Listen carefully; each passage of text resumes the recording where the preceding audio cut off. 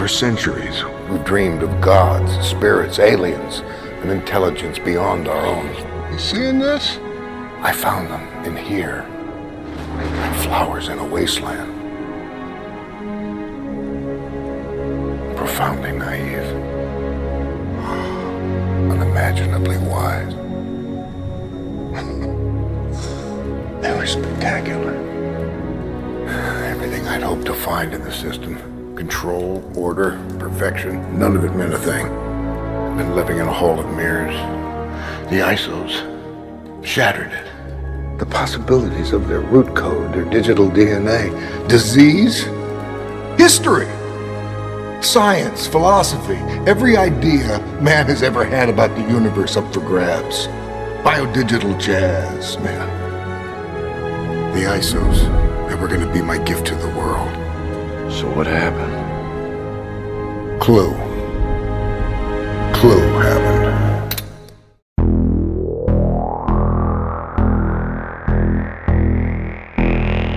What is real? How do you define real? If you're talking about what you can feel, what you can smell, what you can taste and see, then real is simply electrical signals interpreted by your brain. Have you ever been in an institution? Cells. Cells. Do they keep you in a cell? Cells. Cells. When you're not performing your duties, do they keep you in a little box? Cells. This causes it. This causes it. This causes it. Information overload. All the electronics around you poisoning the airwaves. You are listening to the High Tech Low Life podcast, a cyberpunk media retrospective. High Tech Low Life contains language and themes not suitable for all audiences, as well as spoilers for the content being covered. Listener discretion is advised. Faust. Tron. Legacy. This Faust is not for sale. Welcome back to the High Tech Low Life podcast with your hosts Eric and Josh and Sean Faust. I am here. I'm Eric. I'm Josh. I'm Sean Faust. We did it, guys. I don't know. I thought something would come to me in that intro, and it didn't. So I just said your name and the thing we were doing. Yeah, well, that's where we're at. I guess that's kind of what you're supposed to do, right? On this week's episode of Dawson's Creek, Joey gives Pacey a list of reasons why she's about to bone him. Because he's Joshua Jackson. Jen breaks her leg and tries to turn a man. Have you recently watched A Winter's Tale? No. Okay, it's just coming up a lot. It's Dawson's Creek, so It's just stuck in my head. I have recently watched Dawson's Creek. A couple weeks ago at midnight, I watched 2 episodes until 2 a.m. Nice. For some reason. And enjoyed it. Thought I might be starting a rewatch, and it's still on the table. Because I wanted to see the pilot. It had been a while. Yeah, that's a good app. Anyway, we are already off on tangents. This is a cyberpunk podcast where we watch cyberpunk and, kind of cyberpunk adjacent sci-fi movies and recap them, talk about them, and, say if they suck or not. Yeah. This week we're doing Tron Legacy. Sean Legacy. We're doing Sean Legacy. It's Return of the Sean Tron. Ooh. Yes, with our guest again, Sean Faust. Hey, that's me. Doing, yeah, hey, I'm, Woohoo. Yep. You're our official Tron guy, so obviously when the new one I comes out, should have dressed up. Do you have a Tron outfit? I mean, I could just paint myself blue and be one of those Smurfy cats from Avatar, but then I do lines and wear a helmet. Rails? So, not those kind of lines, Josh. Oh, okay. Different lines. All right. Although once he draws the line, we can do lines off his lines. Oh, good point. But if you cross this line of death, you die. We're going to get into Tron Legacy, and I've got positive things to say about it. I don't know if you guys do, but I guess we'll get there. In the meantime, should we talk about this beautiful, perfect world we're living in that nothing ever goes wrong? And I think to myself, I see skies of blue, and probably blah blah blah. Do we have any dystopia news? Yes. Okay. The world's gonna fucking end pretty soon. Probably. Yeah. Yeah. Seems likely. That's kind of just an ongoing. Just gonna sit back and watch the shit show and see all the people just being stupid and be like, I have an IQ and you don't. I mean, I'm undoubtedly going to eat my words in 2 hours when we're done recording and I think of something that was completely obvious that we should talk about. But off the top of my head, the only thing I can think of is that the State of the Union response speech, which just seemed wildly dystopian. Just It was kind of the news of the week. Yeah. In her kitchen, just whipsawing emotionally. It was wild. It was. I didn't watch the whole thing because it made me kind of sick to my stomach. Yeah, I couldn't. But I've seen highlights, and I did watch the SNL parody that happened last night. Actually, that was pretty funny. Mm-hmm. Done by a friend of the show, Scarlett Johansson. Oh yeah, good friend of the show. Good friend. She's going to be back next time we have Jeff on, right? Yeah, she's going to be back for that famous Ghost in the Shell remake because she's famously Japanese. Yeah, and yeah, man, who greenlit that? The Republican Party? I mean, I don't. Yeah. Sean, are you familiar at all with what we're talking about? I am, but I don't do politics. Yeah, you're definitely not politics, but I mean, I have my own thoughts on it, and I know some of the facts involved with it, and I'll just have to say I don't do politics because here's the thing. Can I interrupt you really quick? And this is not a tangent, and this is not a rant. This is just when Rudy tripped on his words a few years ago and was like, got so flustered, he went, the truth is not the truth. He has never said anything more fucking truthful.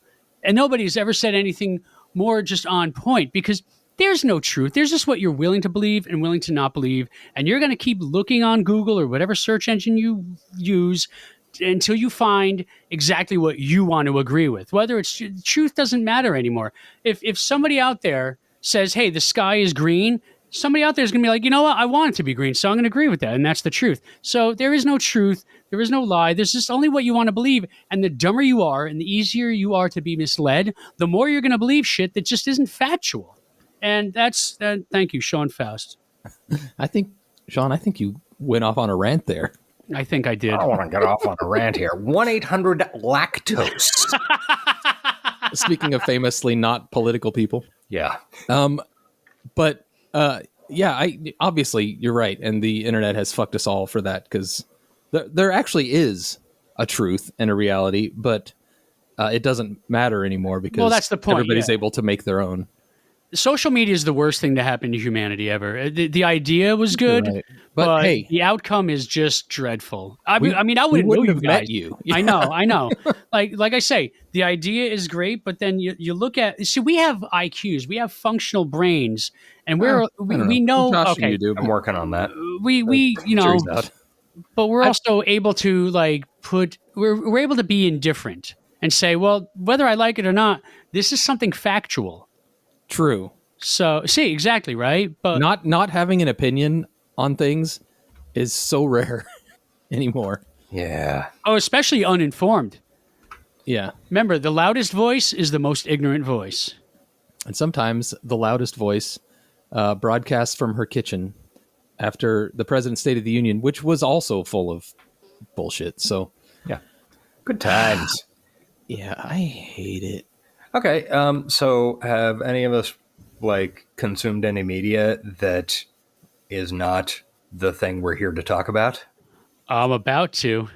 Oh, really? Oh, yeah. I'm going to watch a movie that I just heard of on Friday called The Ballad of Davy Crockett. And I saw your Twitter interaction. Oh, wow. 20 seconds before that trailer was over, I was laughing hysterically. Because, his name is Davy Crockett. They got that.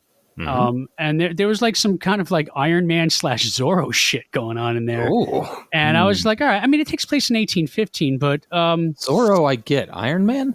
Well, yeah, there's something shown in a fight scene where I'm like, what? Come on. You took actually Robin Hood and then Iron Man. But it just, it looks, first of all, I'm an Alamo Davy Creek. Wow. Hey, Davy Crockett super freak. I'm super freaky. And you guys know this very well. So I haven't had any new media involving the Alamo or Davy Crockett since 2004.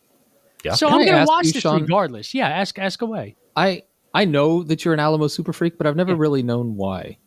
Is there an inciting incident about the Alamo, or Maybe it's Rosebud. Maybe you'll never know why. We I like that. I like the we have mystery. talked about this It's on a show intriguing. before. We have. Oh, I'm, we have. I'm a bad Yeah, listener. yeah. Yeah, because I said basically the same thing. Like, Yeah. explain to me this Alamo. Like, Well, that was probably because 7 years ago. yeah, I'm sure it was. And we were trashed. Yes, we Yeah. were Yeah, definitely yeah, drunk.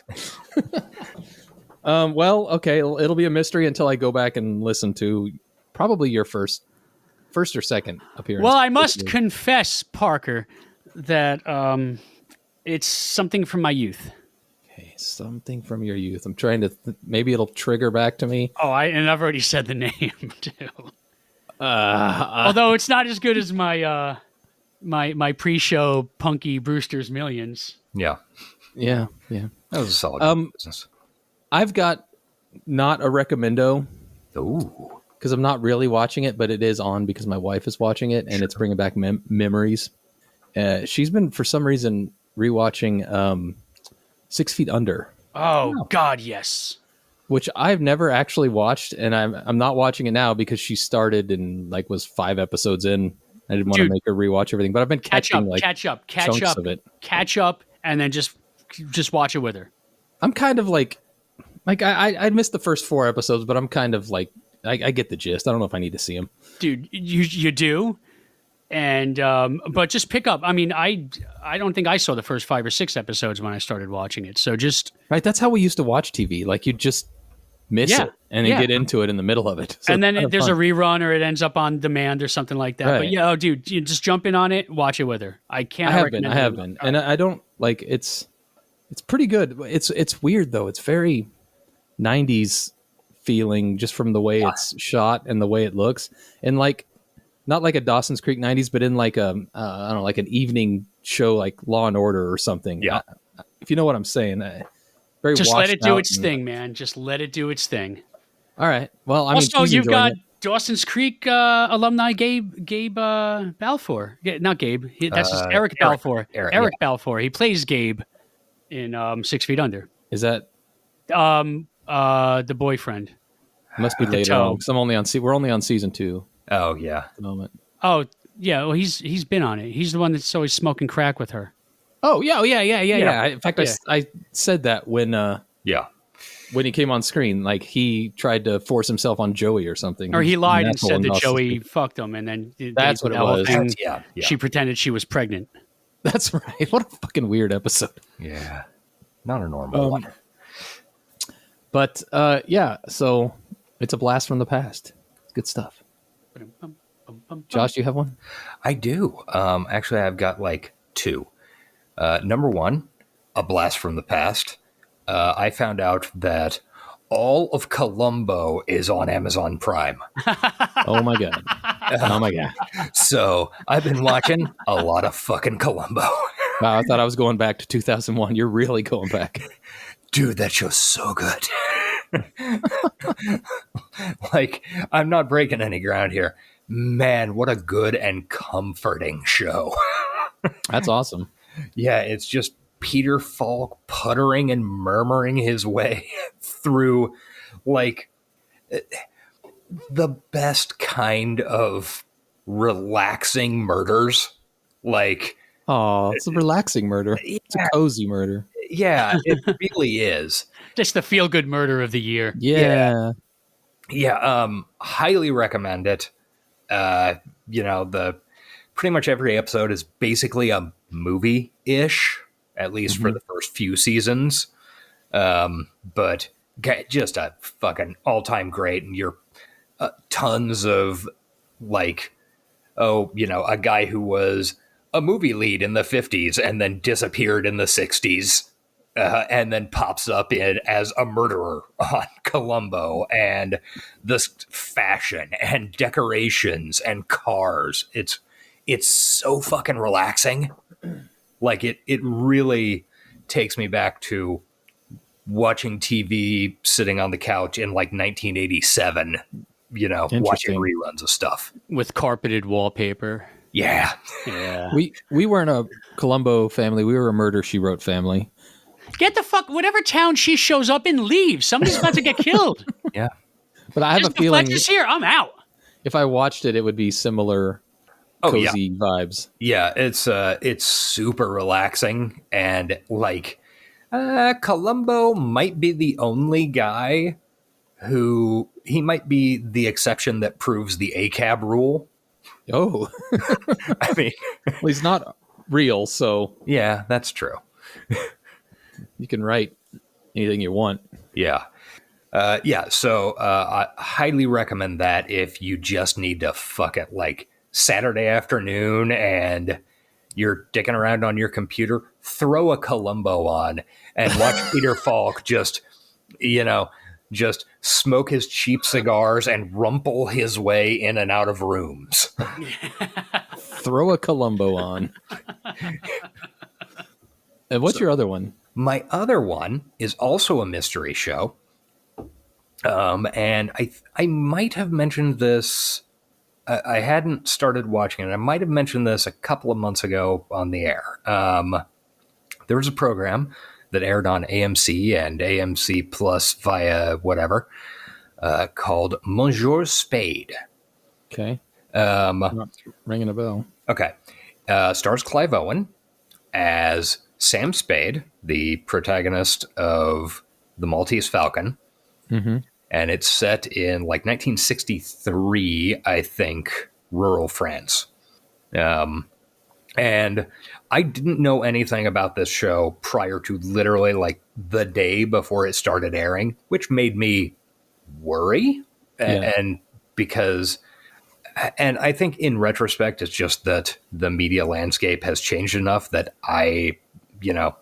all my websites where I used to go to get news and stuff have become AI infected hunks of garbage. Yep. So I didn't hear anything about it, even though it's a TV show starring Sam Spade, which kind of your thing. It ought to be right up my fucking alley. If somebody said pick 3 things that make you think of Josh, I think the Maltese Falcon would be top number 1. 3. It's it's one of my Dashiell Hammett books, and then the Maltese Falcon film. That's kind of like one of my big things. Yeah. And then it stars Clive Owen, and it's written by Scott Frank, the guy who did Queen's Gambit, that Godless show on Netflix. And so it made me think, well, obviously this must be fucking terrible, and they're just dumping it if I haven't heard of it. No, turns out it was really great. It's just the media landscape is trash now. It is. And good things don't survive. Yeah, it's like 6 episodes, I think. Monsieur Spade? Yep. What you said it was? Okay. Yeah, it is real fucking good. And it kept getting, it's one of those things where, I kind of went into it thinking, okay, they're going to do Sam Spade, just a real basic mystery. But it really, there's a bunch of politics in it about French collaborationists during World War II and the Algerian uprising in the 50s and 60s. I mean, it's a good show, and it's aiming high. It's not just a slight show, if that makes sense. Is it still how do I say this? Will there be more of them? I guess I don't know. The plot's pretty much taken care of. I mean, okay. At least in the first season, I would happily watch more. But yeah, I highly recommend that show. It's very good, beyond my expectations. And Clive Owen is doing I don't know. I can picture him as a Sam Spade. Yeah, for sure. I don't remember the last thing I fucking saw him in. I feel like he disappeared for a while, and boy, he is doing it good in this. I feel like last thing I saw him in was the thing we watched last week, the Aeon Flux movie where his doppelganger was playing Trevor. Yeah. Yeah. a Clive Owen type. Martin Sokas. Yes. I'm trying to remember the last thing I saw him in, but it was a piece of shit, and I hated it. It was that spy thing that was The International. Oh, I didn't see that. I don't recommend Nicole it at Kidman? all. Yeah. I mean, the acting was good. Just the movie was. I didn't see it. It made the first Blade Runner seem fast. Sounds like it's right up my alley then. I'm sold. No, as in it was just dull. Hey. Not in a Blade Runner kind of way. Like there was nothing interesting about it. So you admit there was something interesting about Blade Runner? I've said that. I've gone on record saying that. I'm just saying I don't like the movie. But there was, dude, the Tears in the Rain speech is one of the greatest ad libs in cinema. It's right up there with Indy just pulling out the gun and shooting the sword guy. That's true. It's such a great speech, and the soundtrack. The whole thing was ad libbed, the Tears in the Rain speech, yeah, or just the Tears in Rain part? No, the entire movie was ad libbed. The whole movie was an improv show. Yeah, Ridley Got Scott lucky. It was so rainy that week. Built a bunch of sets and so go to it. Go for it. Read the synopsis of this book and just go ahead. God damn! Like first, always be sure you're right, then go ahead. Like I'm looking at Clive Owen's IMDb, and man, he has not been in anything that I've seen for years. Maybe he had kids or something and took a break. Yeah, I assume that might be the case. Like, wow. When you got that Children of Men money, you don't got to work. Yeah. And you know, it's weird. So The International comes out around 2009, but do you know a movie came out in 2010? I do. Let me think. I was trying to think of another movie besides Tron Legacy, but nothing's coming to mind. Oh, the girl with the dragon tattoo. Oh, yeah. I'm sorry, the girl with the dragon tattoo. That's the movie we're covering. The American version. Yeah, so we're going to talk about Elizabeth Salander, probably the greatest female heroine ever. I mean, I could honestly make an argument that is more cyberpunk than Universal Soldier pretty easily. Oh, the girl with the dragon tattoo? Yeah. Hell yeah. I think we could justify watching it. And I've never seen it and always kind of wanted to. Dude, so. Really? Read the book and then watch both versions of the movie, because whatever the Swedish version left out, Fincher included it, but left out stuff in the, I don't know how to describe it, because they're both complete movies. But if you've read the book, you've got like the complete book in these two movies. It's amazing. And that book is so good. Well, anyway, but no, Tron Legacy is the Daft Punk score we all deserved but didn't know that we wanted. God damn. So yeah, Tron Legacy 2010. I guess the score is as good a place as any to start, because it was pretty good, and it came like there was that synth revival in the mid-teens. I feel like, and this was well before that. So good on Daft Punk. Well, because they knew their assignment. You're going to score a Tron movie. Make it sound like a Tron movie. And it fucking did. More Tron than Tron, to quote Blade Runner. More Tron than Tron, hey yeah! More Tron than Tron, hey yeah! Exactly. Yeah. White Zombie needs to do another version. Anyway, I quite enjoyed Tron Legacy. What do you guys think? Josh? I found it to be pretty fucking boring. Oh, come on. Interesting. All right. I didn't think it was boring at all. What was boring to you? I did not feel any connection to any of the characters. Like, just everything seemed half a degree off of, like, and it's like I can't even nail down what it was, but it seemed like everything was like almost there, but just far enough off the mark to miss me, I guess. You know what was half a degree off? The mouth movements on Uncanny Valley Jeff Bridges. Yes. Yeah, that's that did not help. I very much disliked that part. That made me upset. Because there's no other facial movement. Yeah. Right. Yeah, it's just this weird mouth not fully lining up with the words. I remember when this came out, and that was, 14 years ago. I had a different, less good TV then. I was watching it on DVD or something, and I don't remember finding it as upsetting. But this time, Oh boy. In full streaming HD, it's All right, but let's look at it this way. For Clue, because they're in the grid, they're in the computer world, it can almost be forgiven. That's because what he's a computer program. But that's how I tried to justify it. for early Flynn in the beginning of the movie, with the Right. black hole references, by the way, the little black hole Easter eggs and toys and shit. Yeah, it doesn't, and it still has like 60-year-old Jeff Bridges voice. Yeah, and I would have the CGI face thing. I could have kind of forgiven it and gone with, okay, so they're just trying to go for Uncanny Valley. Had they done that to any other program? Yeah, they should have done that to all of the. Yeah, had they just and I'm sure it would have been $19 billion at the time. Absolutely. But, basically airbrushed all the faces of the other programs. But there was some serious Lawnmower Man moments. Like when the very end, not to get ahead of ourselves, when he's jumping across the bridge, screaming, it looked like the cover of Lawnmower Man. It did. But I don't want to say anything more bad about that. Can we talk about something weird about the end? I know we're going to recap the movie, but I want to get your guys' opinion on the end of the movie. Cora has Flynn's disc. Uh-huh. They leave the grid, Cora and Sam, but with Flynn's disc.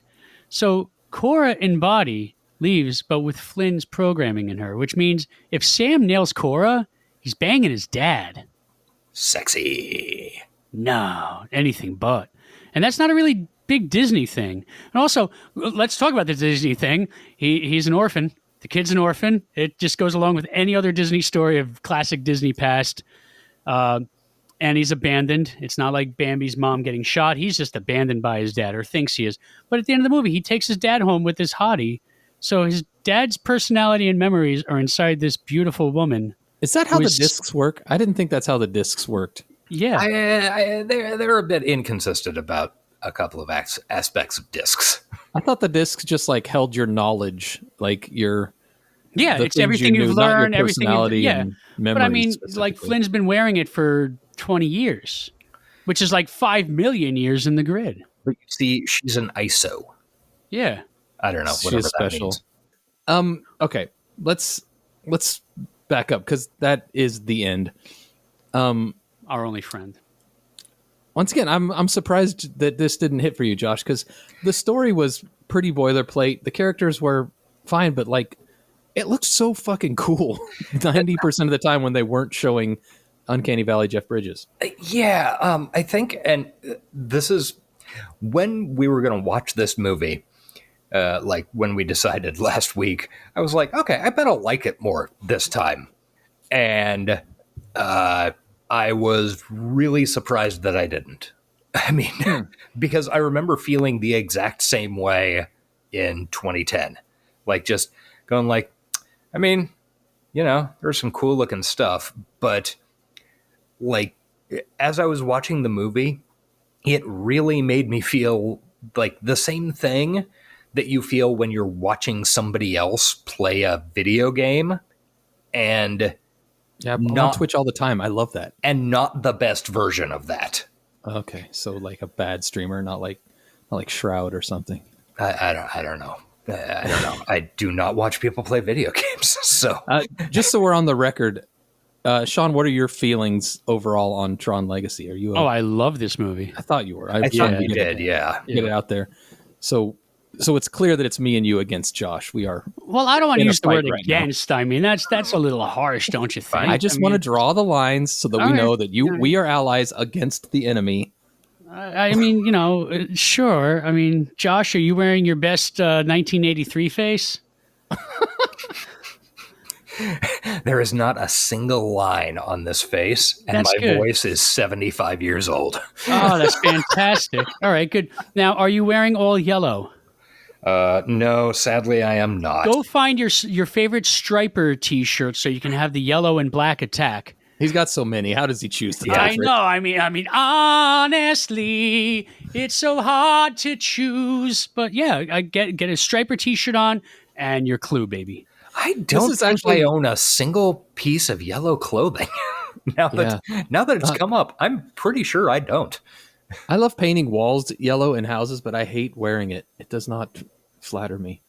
except for my Charlie Brown T-shirt. I don't know why. I have one of those. I actually have one of those, but that's me, like sore luck. Go on. I wanted to point out how this might be the first episode where we like fully disagreed on something. Hard disagree. Yeah. Yeah. I mean, we've had like differing opinions on things, but like I actually really liked the movie. I'm really glad. Like, I can totally see why people would like this, but it does not work for me at fucking all. It's like pretty impressive, honestly. What about the score? It's fine. I don't know. I'm not. Josh doesn't like that type of music as much. What about the over-the-top performance from Michael Sheen? That is the only part of the movie that I actually remembered. I really like what he's doing. I have no idea what he's doing in this movie. Like, it doesn't fit with the movie at all. Like, why did the actor say, "Yeah, I'll definitely be in your film"? Or like, what is his character? I think I actually read something at some point, or maybe saw an interview years ago, where apparently Michael Sheen, when he heard they were making a Tron sequel, like basically like charged into an office and said, "Put me in this movie," because he's a huge fan of the original. And Charlie Chaplin, apparently, too, because we needed that in the Tron universe. There was a little bit of that. But what I mean is that, like, I love that performance. I think it's tons of fun. Wow, it really has no place being in this movie. I would watch a series of films of Michael Sheen doing that. Hell, so would I. I mean, I like Michael Sheen so much, I contemplated watching Twilight, but then I realized, no, I'm not going to do that. And why did Michael Sheen do that? But I'll watch almost anything with Michael Sheen because he is just such a fantastic actor. I will admit that as much as I did like his character in this movie, it did feel kind of out of place. Yeah, it's out of the place and over the top. Yeah, yeah. I really feel like that Michael Sheen charged into an office and said, "Put me in this movie," and then Joseph Kosinski, first-time director, said, "Okay, you can do whatever you want," and then was just stuck with Michael Sheen playing David Bowie for 3 weeks. I mean, that was literally the part of the movie I enjoyed the most, and I can only imagine people on set being like, "What the fuck is he what tone are we going for here?" Because it has nothing to do with the rest of the film. Other things that felt a little out of place was multiple times I felt like Jeff Bridges was sliding into the dude, or maybe that's just his personality. But there's so his mans and his stuff. I got this theory. I got this theory that this movie takes place before Lebowski. And when he gets out, that's why he's all enlightened. He finally gets out of the grid and he's all enlightened. And he's just like, all right, I've been trapped in this thing for how many years? I have to go and get fucked up. And he just starts smoking weed, drinking white Russians, and just bowling. And he's just like, you know what? That's it. But even like the robe, he's wearing the white version of the robe that he wears in the real world once he moves to California. Oh, wait. Tron is in California. Yeah, see, there we go. So the dude is Kevin Flynn. I can buy that. He even looks older than Kevin Flynn. Like Jeff Bridges, the old version of Jeff Bridges in this movie looked younger to me than I've seen Jeff Bridges in like 30 years for some reason. You're really starting to mess with my whole Zen thing, man. See, he's already starting to go Zen. He just needs alcohol. And weed. And weed. Weed helps with Zen more than alcohol. This was the same year as True Grit. I know. That's what I was thinking as I was watching it. A Jeff Bridges performance that I love. Like, if you take Jeff Bridges from Tron and shave his beard, cut his hair a little bit, he wouldn't look like the old man that I have imagined Jeff Bridges since 1997 or whenever Lebowski came out. I know he wasn't supposed to be that old in Lebowski, but he felt old and wise. I felt seasoned and... Well, now you know why. Now you know why he feels like that in Lebowski, because he's been trapped in this computer world. In the computer world. Like the size, he's been trapped in something like smaller than like a chipped fingernail. Like the chip of a chipped fingernail. For how many years? Yeah, he's going to be a little out of it. So, of course, Sobchak's going to be his best friend. Yeah, maybe Walter is an, what do they call him? ISO? Yeah, like a disk image. Yeah.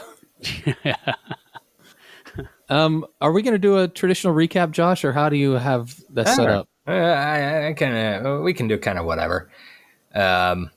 First of all, we do have to address the huge star-making turn of Aaron Headley. Oh yeah. Oh man, household name. We all have posters of him in our rooms. A person I literally forgot about. Like, I watched this movie twice, once to just watch it and then another time to take notes. And as I was going through the second time, I was like, man, I swear to God, I have never seen him before in my life. And I had watched the movie 2 days beforehand. Yeah. He is the perfect expression of, this is a handsome young Hollywood white guy who they're trying to make a star. It's Can I be honest though? Like, I liked his performance. He was fine. I didn't care for the character. I think he did as good as you could with what there is, but I don't know. I was what's the word? I don't know. I bought into the character. I'll say it that way. I thought he was. I mean, I bought it. I don't know. I don't know why he disappeared or why he never did anything else of note. I mean, I know he's worked fairly regularly. Oh, he did Aragon. Yeah, he works constant. Like, I have seen him in so many things, and he's completely unmemorable. Yeah, it blew my mind when I looked up his IMDb, because dude has been in a ton of stuff that I've seen, and I still swear to God, I've never seen his face before in my life. Like, it's truly impressive. Played Neil Cassidy in On the Road. What an unmemorable man. Well, and that was definitely a movie that was great and everybody loves and remembers. Yeah, 6 stars on IMDb, so it's the highest, I think. Yeah. The IMDb rating's like a pyramid. 5 is the best, and then it drops off to 1 and 10. Yeah. It's a weird rating system. I mean, I watched, he was recently in Lawman, Bass Reeves. I watched that like 3 weeks ago. And I swear to God, when I started this movie, I've never seen him before in my life. Okay, let's see what else. On the front of his his IMDb, he was in 9 episodes of Tulsa King, which I watched within the past year. I couldn't tell you anything about his character. He was in an episode of Reservation Dogs. He was? Yeah. Really? Yeah. Who was he? He played a character named David. Let's see. He was on David? Yes. Let me see if I can figure out what episode this was. Oh, wrong thing. This is the most riveting part of any episode of any podcast ever. What? He was on episode 4 of season 1. Huh. Oh, where Bear's dad comes back to town. I have no idea. Greasy fried bread, greasy fried bread, greasy fried bread, greasy fried bread. Yeah. I swear to God, I've never seen this person before in my life. And I've seen apparently many, many hours of him. Yeah, it's a very interesting situation. Well, he leaves an impression. He does. Apparently he makes good stuff. He just disappears. Yeah. All right, let's do somewhat of a recap. Like, at least hit the high notes. I think this movie was so pretty looking. Maybe I was just completely entranced by, because it looks very much like the original Tron, but upgraded to a modern thing. And it did not, like, the CGI other than Jeff Bridges' face did not feel like 2010. It all felt, to me, it felt real, like a real place. Like, it went from Windows 3.1 to like Windows Vista. Wow, that is harsher than anything I have said. Okay, fine. Windows XP. Windows XP. Like, as in, it's just like the operating system got an upgrade. My dad used Vista to like 2015. It was good God. I know you guys know what I mean. So I never said anything that cruel about this movie. Wow.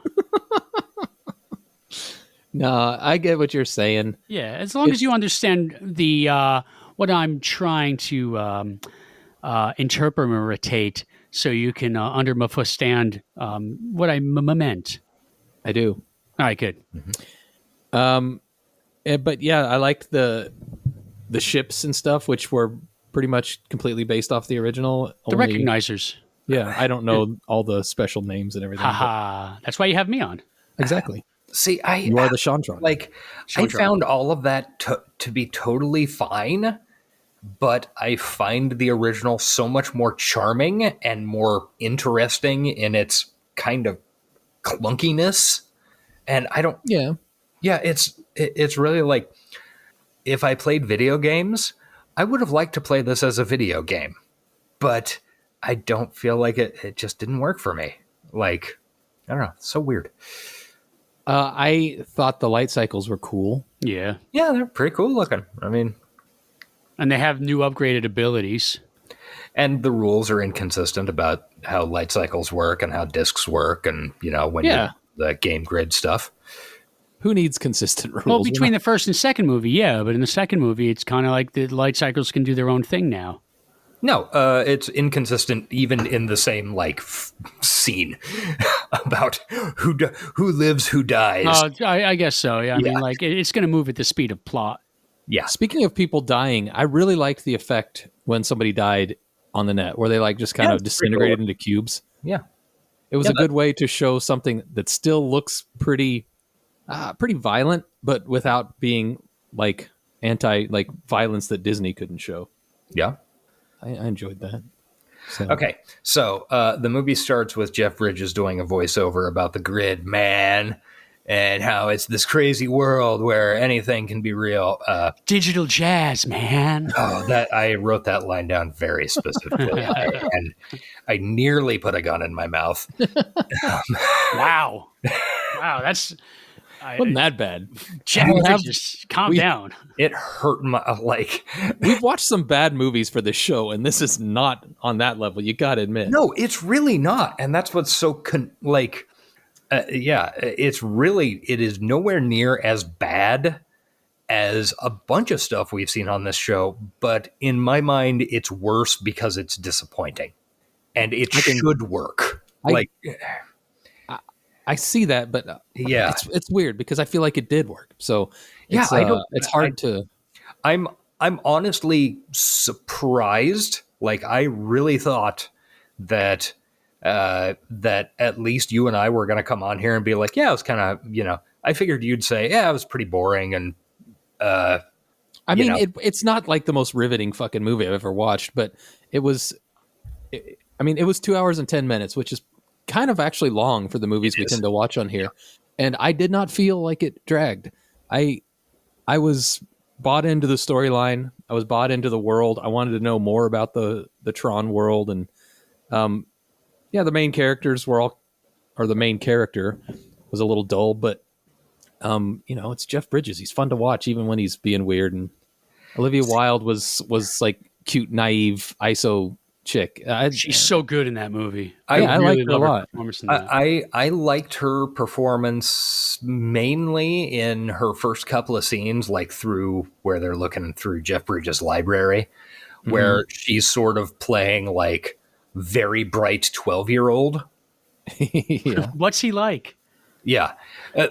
She's just she knows everything except for the things she doesn't know. And she's certain about this. And I really like that part. Other parts, she was fine. I mean, this is probably the best Olivia Wilde performance I can think of.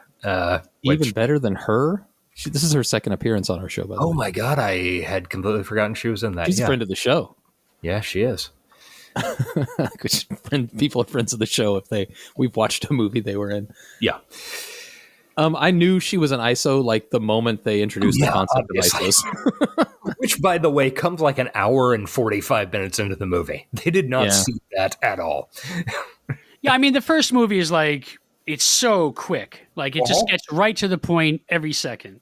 And this one is well, let's do some world building. Because I think they wanted to do that third movie, immediately. They thought this was going to be a smash. That's why you had Cillian Murphy there, who I'm so sad is not playing Dillinger's kid again. Is he not?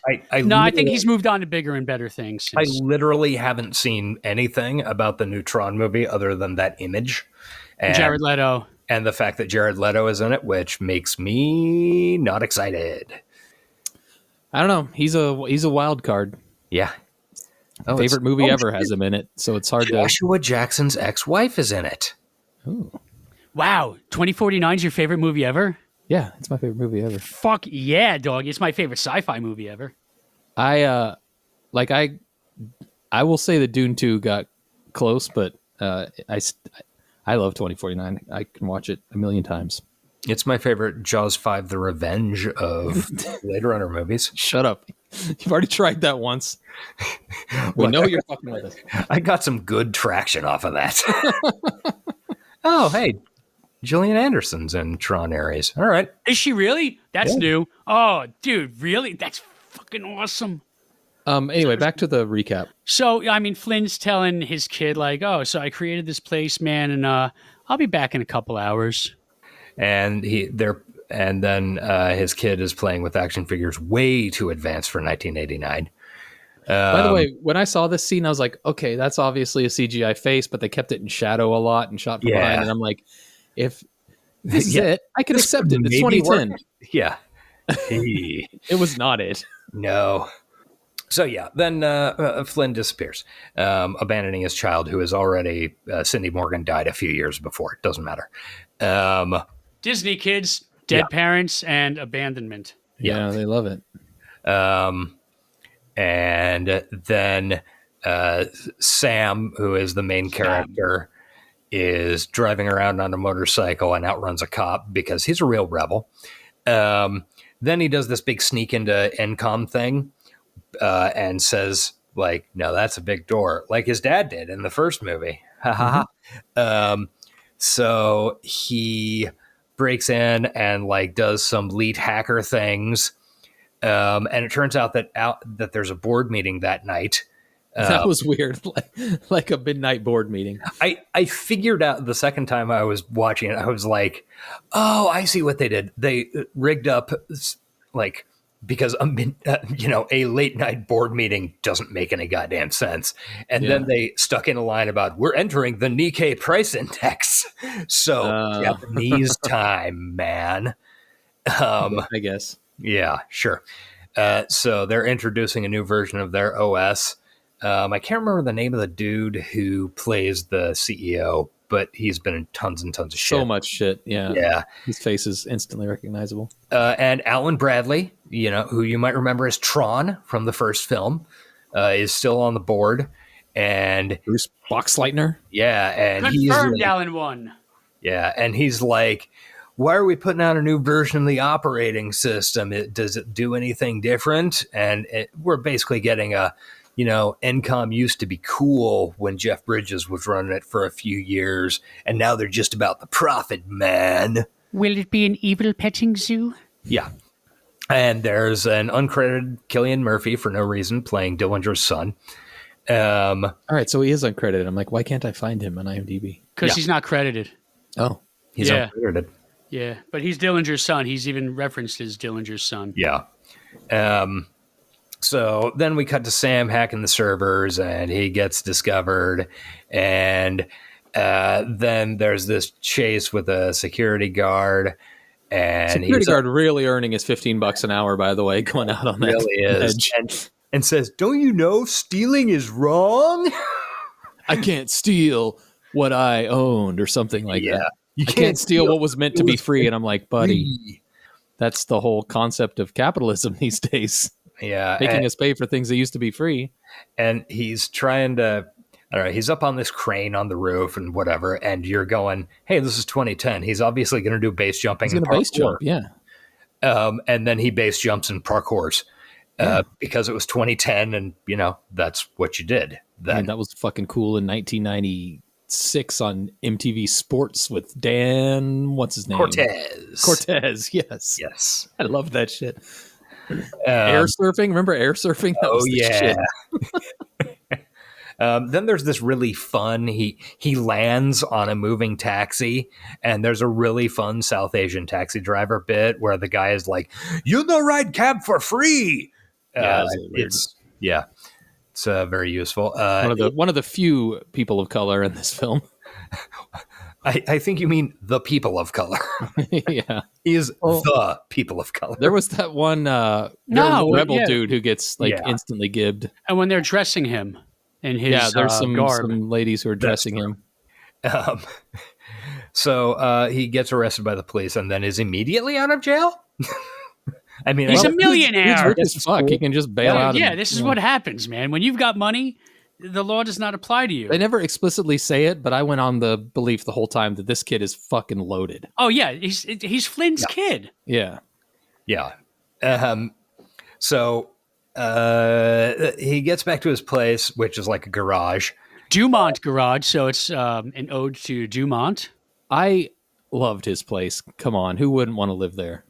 It's very cool in the same way that in a movie from the 1980s, like Cobra walked into his apartment and it's all sorts of like neon signs on the wall. And, like Dawson's dad's loft when he divorces Gail for a season. Yes, exactly. It's a fucking fly bachelor pad with a little mini Boston Terrier. Yeah. And Alan Bradley's there, and it turns out Alan Bradley got a fucking page, bro, from Flynn's old office in the arcade. I like this idea that he's carried a pager just in hopes that for like 20 years, just in hopes that Flynn would try to get in contact with him. It's a good detail. It's really not bad. And I think Bruce Boxleitner's doing good work in this movie. I wish he had more to do. Yeah, I do too. Why didn't they make a CGI of him as Tron? He is. He's Rinsler. Yeah, clearly. He's the one who's doing the fucking jumps and flips. Well, I mean... is literally 40 pounds lighter when he's wearing the black leotard. Well, hey, man, he's in the grid, man. They did it on the flashback, but Digital jazz, bro. Man. Fuck. All right, that's going to be our new, like... Anytime we can't explain something, digital jazz, man. Oh, God. Like, going forward, Josh, get used to it. Yeah, I know. We'll think of something worse before this hour's up, so you don't have to deal with that. Yeah. He gets the keys to the arcade from Alan Bradley, man, and then he goes there and turns on the power, and Journey starts playing, what pisses me off about that is that's not the either Journey song from the first movie. Like that, it probably cost so much money to get separate ways where they could have saved some money and used Only Solutions, which was over the end credits, or used 1999 theme, which is the instrumental that's playing every time they're in Flynn's arcade. Yeah, but they want the iconic Journey song. I know, but it that's the one thing, believe it or not, that's the one thing that took me out of the movie. There's like their song choice. I'm like, wait, but Only Solutions is a good song. That's because, Sean, you are both A Tron super fan and B, like a music super fan. I think it's because I'm autistic a bit. You're a minority, is what I'm saying. I guess so. Because I recognized the Journey, but I didn't remember what song, and so it sounded fine to me when he popped the power on. So that's what they were counting on, man. They weren't counting on you to know the song, bro. They just want you to be like, hey, it's Journey. They were in the first one. That's familiar. No, but they don't want you to care about the details, man. That's the problem. That's why we have to fix the grid, bro. Digital jazz. Sorry. Digital jazz. So that took you out of the movie, not the fact that he finds a secret office with a computer in it, and then his first move when he gets on this computer is to hit shootmewithlaser.exe. No, man, because what he does is he puts the quarter in the quarter slot for the game to play the game. The quarter comes out and goes down this like intricate thing to open up another door. It put me back into the movie. Thank God there was like some tomfoolery like that. And then it starts playing Sweet Dreams in the background. So you know what didn't bother me was the laser thing, but what did bother me was this building, probably prime real estate, being untouched for 30 years or whatever. Well, because down Sam to the same Flynn couches up in the office. Has money, man. He's got the money, bro. So he doesn't have to worry about it, man. Eminent domain. Yeah, that's true. But you can keep paying rent. I don't think it's a rent thing. I think they own the property, but then there you go. It did kind of look like it was in a shitty part of town. I'm not familiar. What town is it in New York or? Maybe Alan. No, San Francisco. I think. San Francisco. Yeah. So there's Alan brings his not high dates property values there. No.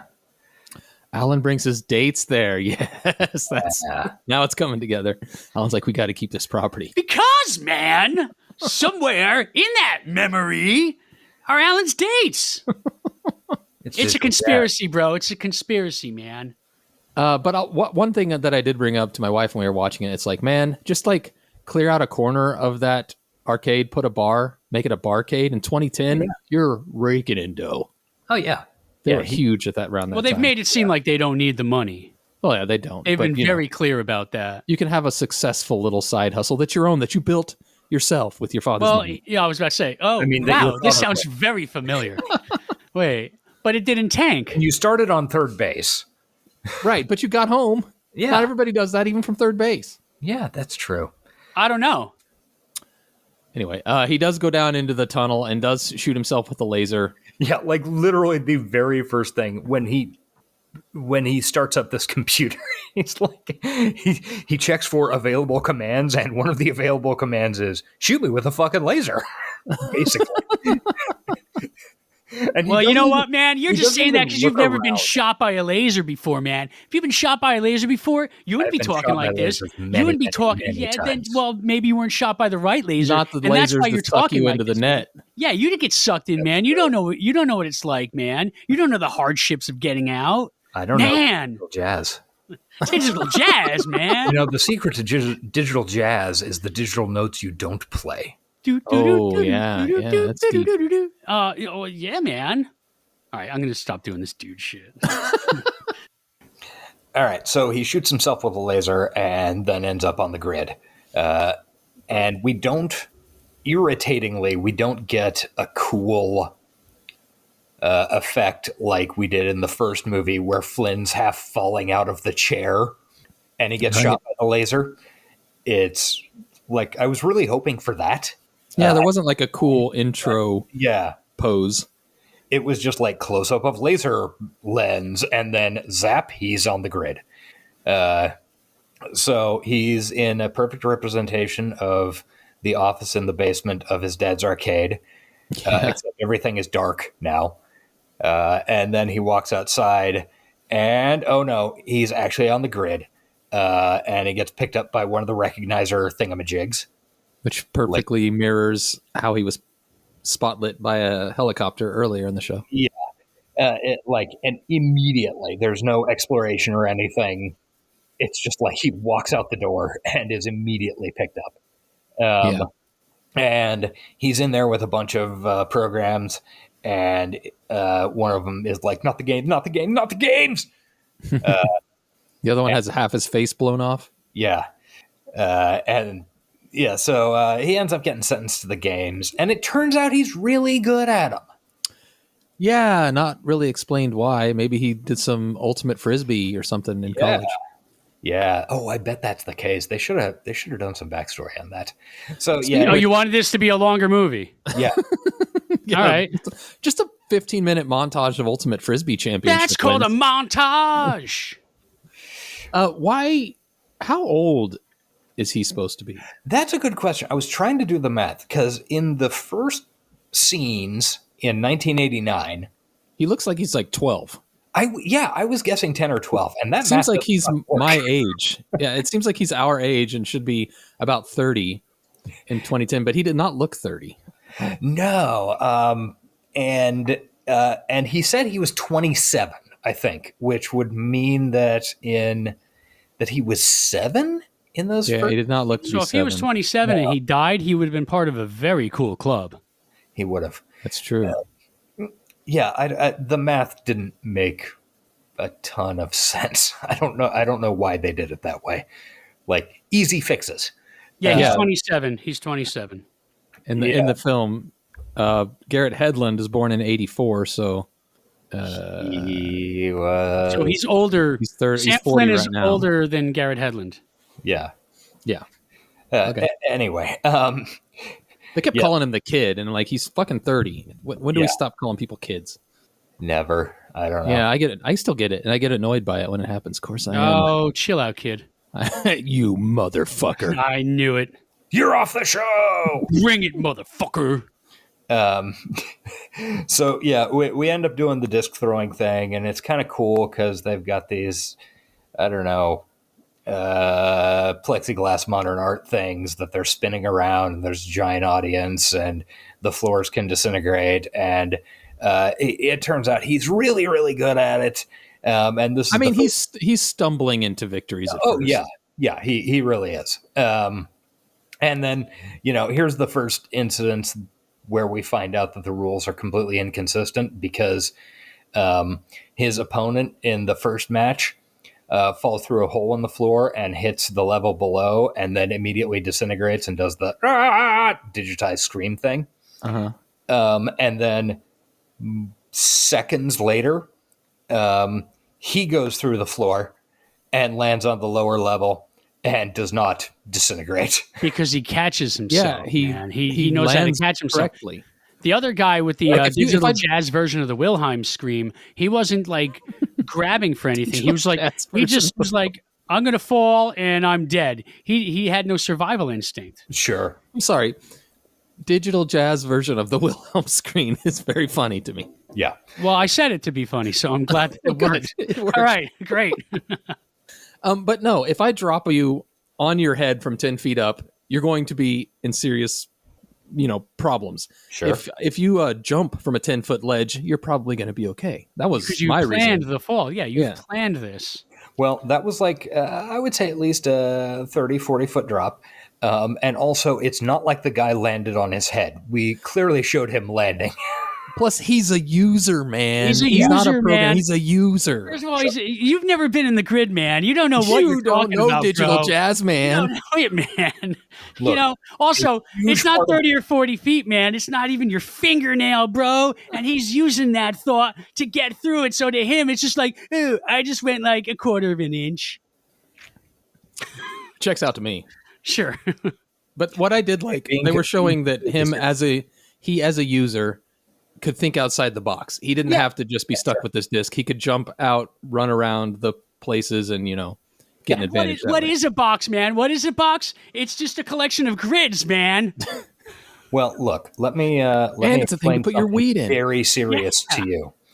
I spend a good portion of my summers running a total station, which means I am a grid master. That's Oh, true. yeah. Josh does no grids. Yeah, you know the grid. I shoot lasers and make a grid from nothing. Man. So you do get it, man. You get it, man. You get it. Yeah. Digital jazz, man. Mm-hmm. Okay, and there's this really cool suiting up scene with these sexy ladies. Oh, that was before everything we just talked about. Yeah. And I was honestly surprised that the main of the sexy suiting ladies, who then pops up again later in the movie, I was honestly surprised I hadn't seen her in more stuff. She did kind of have a familiar face, but I didn't bother to look. Well, she has been in more stuff. Yeah, it's not a ton, but I... Who is it? What was her character name? Was it Gem or Siren 2? There's a lot of Siren. It was Gem. Man. Gem, like the holograms. Wow, her real life picture looks nothing like her Tron picture. Well, because she doesn't have her hair like up. Yeah, scraped. Yeah. She was in Glee. She's not in a lot of TV shows. Yeah. Yeah, I was in this movie, she is very beautiful. And I was honestly surprised, like, boy, I'm amazed I haven't seen her in tons of shit. No, she's done tons of good things. Oh. Get it? Shit. Good. Yeah. All right. Yeah, actually, looking at her IMDb here, she has not done tons of good things. No, she has not. Yeah. 19 episodes of The Good Doctor. 2 episodes of Entourage. Great. Yeah. That's the best. Girlfriend's Guide to Divorce. I don't know. She was in 2 episodes of Longmire. Yeah. Some crazy lash extensions on those dresses. Fantastic Four, Rise of the Silver Surfer. Ooh. That had Andre Braugher as the Silver Surfer's voice. I thought it was. I think. I thought it was Fishburne for some reason. You could be right. I could be crazy, but it just may be a lunatic you're looking for. Oh, Andre. Okay, yes. Lawrence Fishburne is the Silver Surfer. Andre Braugher is like a general in the movie. Makes sense. Yeah. Guys, you're doing it again. Okay. Doing it and doing it and doing it. Well? Wow. Okay. So yeah, there's a really cool question mark suiting up scene. And in the games, like we find out that, oh my God, it's shocking. Somebody is watching these games and he's very threatening and he's wearing a helmet, and it's Jeff Bridges' voice, and it's very clearly Clue, even though it's supposed to be a surprise to us. It's a Disney surprise. Yeah, I did It's a like surprise to 6-year-olds. I did like his assistant guy. Yeah, Jarvis is the best. Yeah, who I marked as the Matt Frewer type. Okay, yeah. Could also be Brain Scan. Okay, yeah, I can see that. Like, that guy was fun. And that guy's a British actor who I'm looking has at the picture. What a handsome dude. Yeah, I know. He does not look anything like the movie. Oh, he was in True Blood. Oh, I remember him in True Blood. He was a piece of shit in True Blood. Yeah, he's been in James Frayne. Is that That's right? some pretty good range if you can play a turd. Yeah, like a literal. Wow, did he just pile. lay there? Yeah, Good for him. he was a vampire turd too, by the way. So he was on What We Do in the Shadows as the voice of Black Peter, a goat. Nice. He was in True Detective. And Orphan Black. Man, dude, wow. We're doing it again. Let's stop talking about what other things people were in. Yeah, but you know what? The most important role he plays is Spock's father on Star Trek Discovery. Okay, I believe you. I do not know. Couldn't tell you. Fair Haven't seen enough. it. Oh, it's a show. Yeah, But it's his most important role. Well, yeah, because he's Spock's dad. True. Spock has had more cultural relevance than, I guess, True Blood. yeah. Well, he's been around a lot longer. Although, then again, they're vampires, so they've probably been around a lot longer than Spock. That's true. Yeah. Blood. Anyway, you're doing it now. All right. Yeah. Okay. Then I have in my notes a paragraph of how the disc rules are inconsistent. Don't worry about it. We introduce the concept of Rinsler, who is clearly a very special guy because he has 2 discs. And we later find out, to our shock and amazement, that this is Tron. And it's fine. I don't know. I don't feel any way about it. I'm glad that Tron came back. Tron was... I mean, the movie's called Tron. He has to show up at some point. Yeah. I'm glad Tron came back. I don't get why Tron was also called Rinsler, and that was confusing. Tron because, is a bad man, guy. he was turned, man, by Clue. Clue said, "No, you're gonna fight for us," and Tron was like, "Nuh-uh, no, I'm not." And Clue's like, "Well, yeah, you are." And Tron's like, "Nuh-uh," and then Clue and a bunch of his friends like beat him up. He's like, "Okay, just change You're my name so Rinsler people don't now. know." Yeah, and he's like, "Okay." Yeah. It's kind of like Reek, like like Reek, yeah. yeah. So Tron is Rinsler is the Grid's version of Reek, minus the horrific violence and other bullshit. Okay, so Rinsler is Reek. Rinsler is Reek, but Clue is no Ramsay Bolton. No. Creepy Not at all. looking. But not because of any acting, mainly just because of the CGI limitations of 2010. Yeah. Then my next line is YJB, young Jeff Bridges, still weird looking. And Sam is like, "Oh my God, Dad, I got your call." And young Jeff Bridges is like, "I'm a bad guy." So yeah, now this Good scene, job. I actually liked this scene because how do I explain it? Everything felt off and weird. Baby. Like he was supposed to be reuniting with his dad, and it didn't feel like that. And like you're immediately on your guard. Like they're not trying to like make you think, Yeah. this is his real dad. Like there's no hug or reunion. He's just like walking around like, yeah, I did send that page. Oh yeah, I that is what happened. I did take over this place. I liked it. I liked the acting of the CGI creepy Jeff Bridges. Maybe it was the voice acting. I wonder who they had doing the physical movements, whose face they mapped on, because they took a totally different. They took the opposite approach that they did in The Irishman, where you spend half the movie with Robert De Niro hobbling around at like 75 years old with a young face mapped onto him. Mm-hmm. And this one, they were like, nah, man, we're just going to bolt a fake young Jeff Bridges face onto some nice stunt man, probably. Yeah, probably. And then they had the same guy play fucking Rinsler. Yeah, that makes sense. Why pay two guys? I wonder if Rinsler was Ray Park. I mean, that would make sense, wouldn't it? Oh, I it was totally believe Anis that. Shirfa with no picture on it. Oh, okay.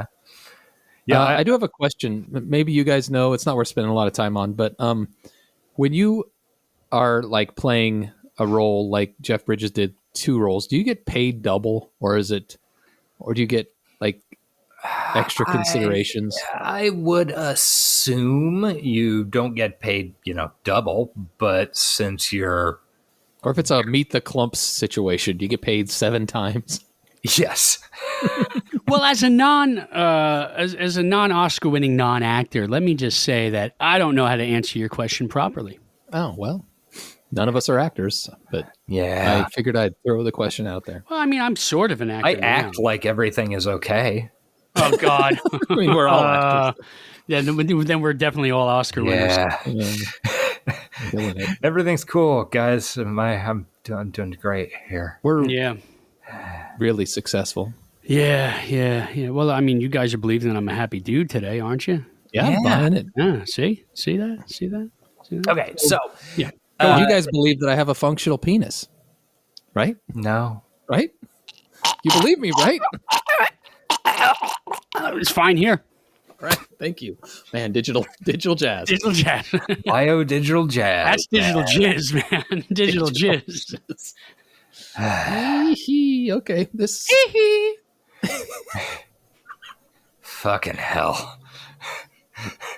On the one hand, I absolutely love it when Sean is on our show. On the other hand, I just think of the audience on the, loving it and just embracing our nonsense. No, they're probably just like, dude, this guy Sean, whenever he's on, it's ADD Central. Oh, it's a lot of fun. That's all I know. What? Hey, let's ride bikes. Yeah. Sure. Yeah. So So anyway. then Clue is like, haha, I'm not your dad. It was a trick. Now you go ride motorcycle. And I also ride motorcycle. And I try to kill you to get your dad. Even though later it's explained that I am the one that brought you. Yeah. Don't worry about it. Don't worry about it. Yeah. I just ignore that. Paying attention to these details will only prohibit your enjoyment of this film. Exactly. Yeah, that's probably true. Motorcycles go fast though, and then that's cool. Vroom, vroom, vroom. Yeah, motorcycle go vroom. So, and we see a helmeted figure with bare shoulders, which is the Like only watching notable thing from about afar. it. Watching from like on top of a billboard. A clearly feminine outline. Uh-huh. Yeah. So then there's a very neat looking light cycle sequence.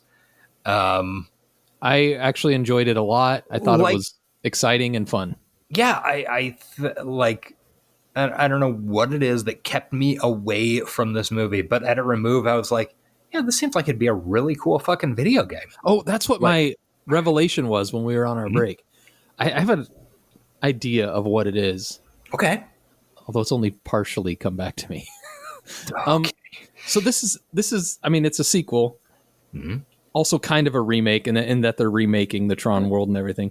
Yeah, sure.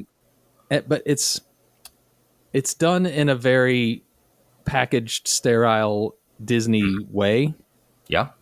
which I think is a turnoff to a lot of people. It's kind of a turnoff to me, but I think that on the other hand, it was also pretty true to the original, Yeah. which is a turn on to a lot of people. And I think is clearly one of the things that Sean likes about it, and also something I like about it. So maybe the turn off portion of the Disney remake commercialized crap is stronger than the true to form. Yeah, maybe. And I don't know. Maybe it's just that at this point, I'm just so Like, okay, and actually that doesn't make sense. I was going to say, maybe it's just that at this point I'm so in the mindset of nostalgia is poison. Yeah. Like, I don't disagree. Yeah. But at the same time, I think about how this same director, Joseph Kosinski, did a very successful movie 2 years ago, the Top Gun Maverick. And I thought that was really good. Like, it wasn't a great movie, but I watched that. It's the same basic format as this. Like, it's a Lego sequel. But that Tron is worked also for military me. propaganda. Yeah. For the Clue military that he's using to take over the world. Yes. I'm ready to sign up for. Klumate. Klumate. Klumate. Yeah, I don't know what it is. Like, it's one of those things that I keep going kind of back and forth on over the course of the week. Like, what is it that doesn't work for me about this? And I can't figure it out. Like, I wonder if they had gotten Wendy Carlos to score this, would that have done it for me? Like, I don't have a problem with the Daft Punk thing. I mean, I find Daft Punk fine.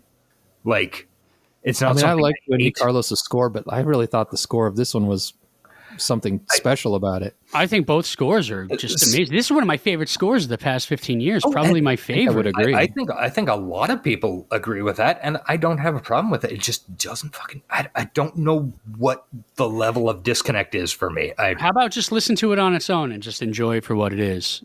I've done so. Okay, all right. And it's fine. I think there are there are probably the better part of a dozen scores from the past 15 years that I like more than it. I mean, would one of them be Hans Zimmer's score? Name 11. 2049? Yes, the 2049 score is great. It's amazing.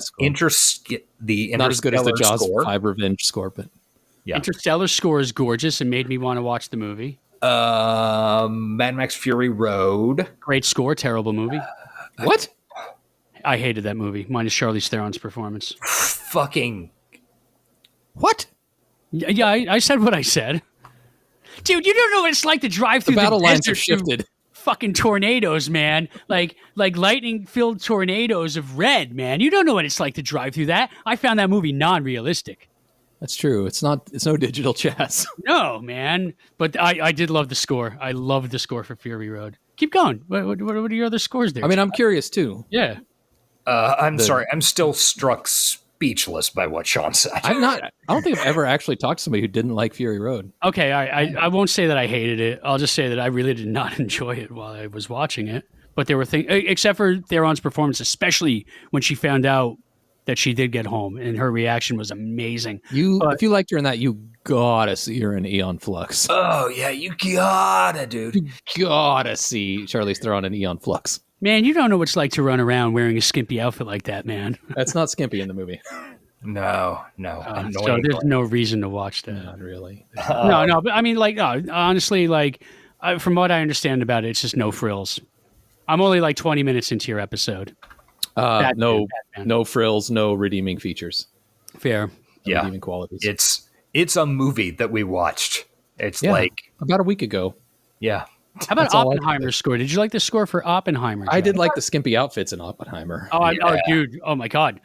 You actually are not kidding, my friend. And you should. Oh, shit. I forgot. There is a famous scene in there, isn't there? Yeah. Yeah. Because it got CGI'd in Europe where, they're clothed. I did like the Oppenheimer score. I haven't listened to it enough, probably, to, kind of decide that it's one of the best ones. But I did really like Ludwig Göransson's work on. He did both Tenet. I really like that score, and at least the first Black Panther movie. I think he did both. I love his Black Panther theme or his Wakanda theme. Yeah, I haven't listened to the second Black Panther score on its own. Let's see. Beyond that, I really liked recently the Trent Reznor and Atticus Ross score to The Killer. Haven't seen it yet, but I love the fact that like David Fincher's like, "Hey guys, I'm making a movie. Get ready." Yeah. Also, just like on that same note, the Girl with the Dragon Tattoo score was fucking great. And Social Network. And Social Network, yeah. Although I don't know, is that in the past 15 years? Yeah. That came out after. You're right. Yeah, That's pretty close to 11. That's a great score. I'm just trying to push us forward because we're at the tight All right, yes, 90 no, minute it's mark. close to 11. Yes, the Spinal Tap sequel is coming. Anyway, 11. 11. You don't know what it's like to turn your amp up to 11, man. Okay, so we do a big, cool light cycle fight. There are all these different levels. Again, we end up with some really inconsistent rules about how some people, they just immediately disintegrate when their bike gets bumped. Other people, they can like fly off their bike and then start up another bike. Yeah, but but that's cool because he knows what he's doing. Yeah, sure. And Sam he's human. He's a user. Sure. The rules do not apply.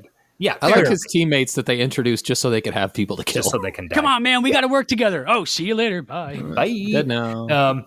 But he's about to die, and then Olivia Wilde crashes through the wall in a fucking dune buggy, and rescues him. And then they go driving off the grid. With the Batman music. Sorry, the music reminds me of Elfman's Batman, especially that. Yeah, that's fair enough. It just occurred to me. I was trying to decide how did I feel about the score for the Batman. Was that 2 years ago? I don't think that quite makes my list. It's not my favorite. God damn it! God, I can't remember his name, and I love his work. Who did that score? The guy that did Rogue One, and like the guy he understands his assignment every time. Michael Giacchino. Michael Giacchino. Yeah. Was it Nickelback? I mean, no, but his score was pretty much based off the two chords of "Something in the Way" by Nirvana, and he did a really good job of that. And it's atmospheric inside the movie, but outside, I couldn't listen to it. Yeah, I think it doesn't make my list. Although, yeah, it was good. Okay, so Olivia Wilde rescues him. They go off roading. They can't be followed because Clue is trapped on the grid. I don't know. Don't worry about it. She's an ISO. He's not. She has a vehicle built by Flynn, who's like the master programmer, and he can go off grid because he's a user. Yeah, and don't worry about it. So they leave a lot of that user shit. They explain it in detail in the first movie, and it's just kind of a catch-all in this movie. But anything that we don't actually want to explain is because somebody's a user. Yeah. So then we get she rescues him. She rescues Sam and doesn't tell him like where she's going, and then we go to this coy. Yeah, we go to this Buddhist retreat, and it turns out that oh shit, it's Jeff Bridges looking normal, which is such a relief. Yeah, it's like oh god, there's his face, his real ass face. I mean, I'd rather not have him playing the dude again, but that's what he's doing, and it's fine, I guess. And he just looks like a normal person as opposed to a mannequin pussy. Yeah. A mannequin pussy. That's a good band. That is a band that I don't know if I've ever heard a single song by them, but fuck, that is a perfect band name. They actually, like, I'm a fan, actually. They got some good stuff. Yeah. Standing tall forever. That's not one of them. Gonna stop us. That is a song about a mannequin with a pussy. But cover that. It's not mannequin pussy, but they absolutely should cover that. God damn it, they need to. They really need to. Otherwise, they're completely. I mean, what are they even for if they're not going to cover that What's song? the point? Oh, the connections, guys. The connections. Digital fucking jizz. When I see the that line is coming up in moments, mere moments. Oh, yeah. So, it turns out that Jeff Bridges has been trapped on the grid. And he gives the whole backstory to like why he's been here, why he disappeared and stuff. They were developing he and Tron and Clue were developing this perfect new world, man. And then suddenly these ISOs show up out of nowhere, and it's a bunch of weird, noble, savage stuff. They're like childlike, but so wise in the ways of the world, man. You making fun of me, man? He's a real nowhere man. Um, yeah, and apparently somehow these ISOs hold all the answers to disease. I will say that it was uncomfortable the way he was talking about using Olivia Wilde to make our world better, as if she isn't a sentient creature. It is very much, if you go back to the 17th century explorers who end up in the Amazon or the Americas, and they're like, these beautiful children, so noble and unknowing. They just need to be civilized. Yeah. As if they don't have their own civilizations. Yeah. Apparently they hold all the answers to disease. Somehow. Couldn't make that connection. I just assumed it was magic Tron-y shit. And that is the point at which he says, it was like biodigital jazz, man. And that was the high point of the film. Yeah. And then he's about to... Yeah, so, I'd spend hours in here when seconds passed in the real world. And it turns out that Clue was getting jealous, I guess. And right before, on that fateful night in 1989, that Flynn was about to leave, Clue was like, am I still to create the perfect system, Flynn? And maybe my favorite line delivery in the entire movie is fake 1989 Jeff Bridges saying, yeah?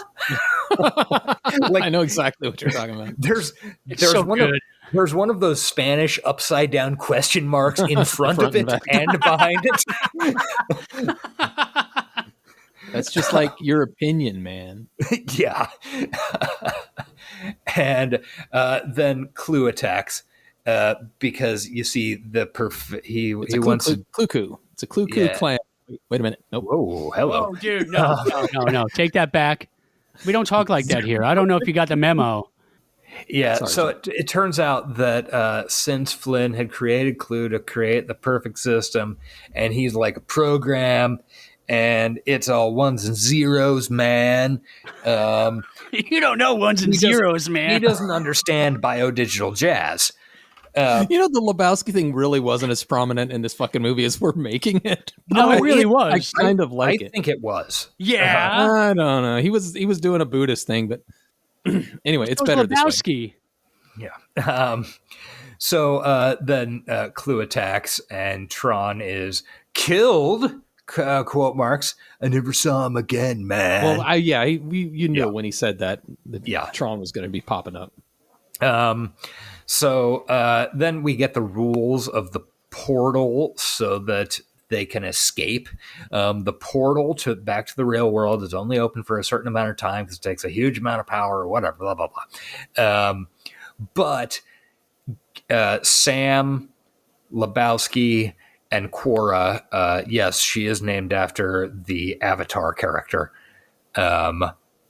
can't go to it because they have to cross the grid to get to the portal. And as soon as they get onto the grid, then Clue will be right on top of them and chasing them because Flynn's disc is like super great or something. And it's the key to everything. Sure. And he's doing this very Yoda / Obi-Wan thing about how, like, I'm just staying out of it, man. Yeah. I'm staying out of this, man. All we have to do, eventually we wait. And it's one of those really irritating Buddhist things. Yeah. Like when a person is Buddhist just to be annoying. So like I should comment, but I know what you're talking about. Yeah, you do know what I'm talking about. You have met those people. Oh yeah. Yeah. So he's like just gonna meditate, man, and eventually everything will find its own place. And then we get some of the really fun scenes with Olivia Wilde, who plays the popular question asking website on the internet. Quora, yes. Quora. and she's really playing a very bright 12-year-old who's really annoying. She's the girl that Dawson should have dated. The 12-year-old? Going back to Dawson's Creek. Like, I think we postulated at one point when we watched that sleepover episode that she should have popped back up in later? the final episode as an adult. Yeah. And she's doing good work there. I mean, I have no complaints. I enjoyed Olivia Wilde all throughout this film. I liked her asymmetrical bangs. I liked the fact that she was tough but dumb. Yeah, definitely pretty dumb. But not dumb because she's stupid. Dumb because she's like a baby, basically. Yeah, she's well, like, you gotta be dumb if you want to be tough. Exactly. She's in a poor things mode. I haven't seen it yet. Shh. Me either. Okay. I just said because it's on the Hulu. Oh, is it? Okay. Yeah. It's a movie experience. Hey, the Oscars. Yeah, there you tonight. go. There you go. The Oscars are tonight. Yeah. So basically what happens is Sam bonds with Olivia Wilde, and she's like, I knew somebody once who could maybe help do a thing. And he steals his dad's motorcycle. And I was bummed that he steals his father's light cycle because that thing really tied the room together, man. You know, sorry, that was good. And that's why we have you here, Sean. Thank you very much. Shit. Motherfucker. You forgot them having dinner. They had dinner first. Yeah, that was a weird scene. They had a giant roast suckling pig. And does he just create that? Like, Cristo. how does eating work? Don't worry about it. Let's not talk about it. Yeah, that's a good question. Grid, also, I don't think it's terribly Buddhist. A lot of the real Buddhists I know, not big into pork, man. Are you saying that he's not a real Buddhist? I don't know. He's a dudist, not a Buddhist. God damn it. Oh man, just firing bullets. I'm not going to talk the light cycle tying the room together though. That's it. I'm done. Goodbye. Nice to be on the show. Thanks for having me again. I don't know. Dudist was good too. I think you should stick around. All right, I'll see what comes up. Yeah. The best thing about the light cycle is how there's this big buildup about how he built it many, many cycles ago. And even though it's an antique now, it's still the fastest thing on the grid. Yeah, it's not so heavy either. It's light. No. Okay, now you're stretching. Yeah, I told you. Now we're going to have to kick you off. No. See, I'm just going to go as low as I possibly can. And we learn, like, there's this weird mismatch of, okay, so we had to use this cool off-road dune buggy thing to get to the apartment, but somehow Sam gets the light cycle back to the grid just fine. And we've got this story about how, it's the fastest thing on the grid, and he immediately, like, sets it down and trades it to a homeless guy or something. He sets up a homeless guy program to just take the fall for him. Yeah, it's pretty cool. And normal, sounds like rich guy shit. Yeah, really. So he found out that he needs to go talk to this ISO, or this program who helped Olivia Wilde when she was an ISO. And therefore, he has to go to a cool bouncing into club, night house, or night... Night club. You said that. Okay, good. And it turned. I like that too. Yeah, that was Lifehouse. That was the Pete Townsend record. So it turns out that he goes into this nightclub, and David Bowie is there in the form of Michael Sheen. Yeah. And it's my favorite thing in the movie. I don't know why it's in this movie. It shouldn't be in there. Yeah, but it doesn't fit. I honestly didn't like it just because it felt so out of place in it. But like, I appreciate it. Like I said, I would watch a whole series of just him dicking around doing that character. Just being crazy nightclub fixer guy. But yeah, it super doesn't work in this movie. Just having a house show in his bar. Yeah. So he gets to this club, and then we get to another one of these, like, this character has another name thing, because it turns out he says, like, oh yeah, you'll get to meet Zeus, whatever. And he's playing a character named Castor, but it's also Zeus, and it's just a one Wizard of of Oz things. stitch. Yeah, except they keep doing that, like the Rinsler Tron thing. Yeah, like I don't get what they're. Yeah. Anyway, oh yeah, and Sam ran into the pretty dress up lady from earlier. Yeah, she helped him find. Yeah, she Zeus. helped him find the club. It's weird because in this movie, Jem is a hologram. Oh. No, see, really it's not. program. I'm firing blanks now. I told you. Need more celery. Oh, I like the way you're thinking there, my friend. Yeah. So, and then we get a scene about Clue, and the bad guys are able to trace where the life cycle came from, ? Whatever. It doesn't actually have anything to do with the plot very much. No, they set it up like a Chekhov's light cycle and then immediately discarded it. Yeah. And then the dude and Dr. House's assistant come back onto the grid. And it turns out that, the secret nightclub fixer guy was evil the whole time, and he was going to sell Sam out to Clue. And it turns into a big fight in a nightclub, and here we get into some more. Yeah, it was a cool fight. It was kind of weird how sometimes somebody would get nicked with a disc and then completely disintegrate, and other times somebody would get an arm amputated by a disc and not disintegrate at all. You could say it went from nightclub. God damn it, I'm going to do this. Yeah, to fight. Yeah, come on, man. Come on. Like, now it's my goal to just suck. Like, Sean's like begging us to laugh. Come on, guys. You get it.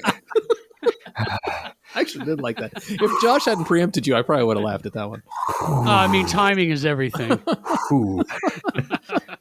You knocked the wind out of me with that one, man. See, you can't stop laughing, can you? Because I am a comedic genius. He is. Everybody go out, buy Sean's music, support him and his cats.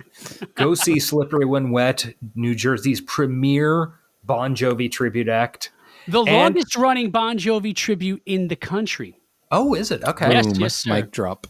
Boom. And of course, whenever he's there, go and visit that bar that he plays at, Jess.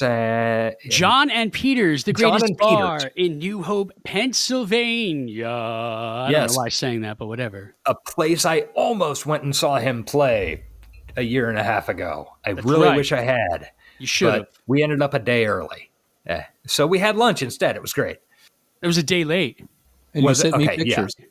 Yeah. That's right. Yeah. You were like, oh, come on, guys. What's going on? I just sent you a picture of pickles.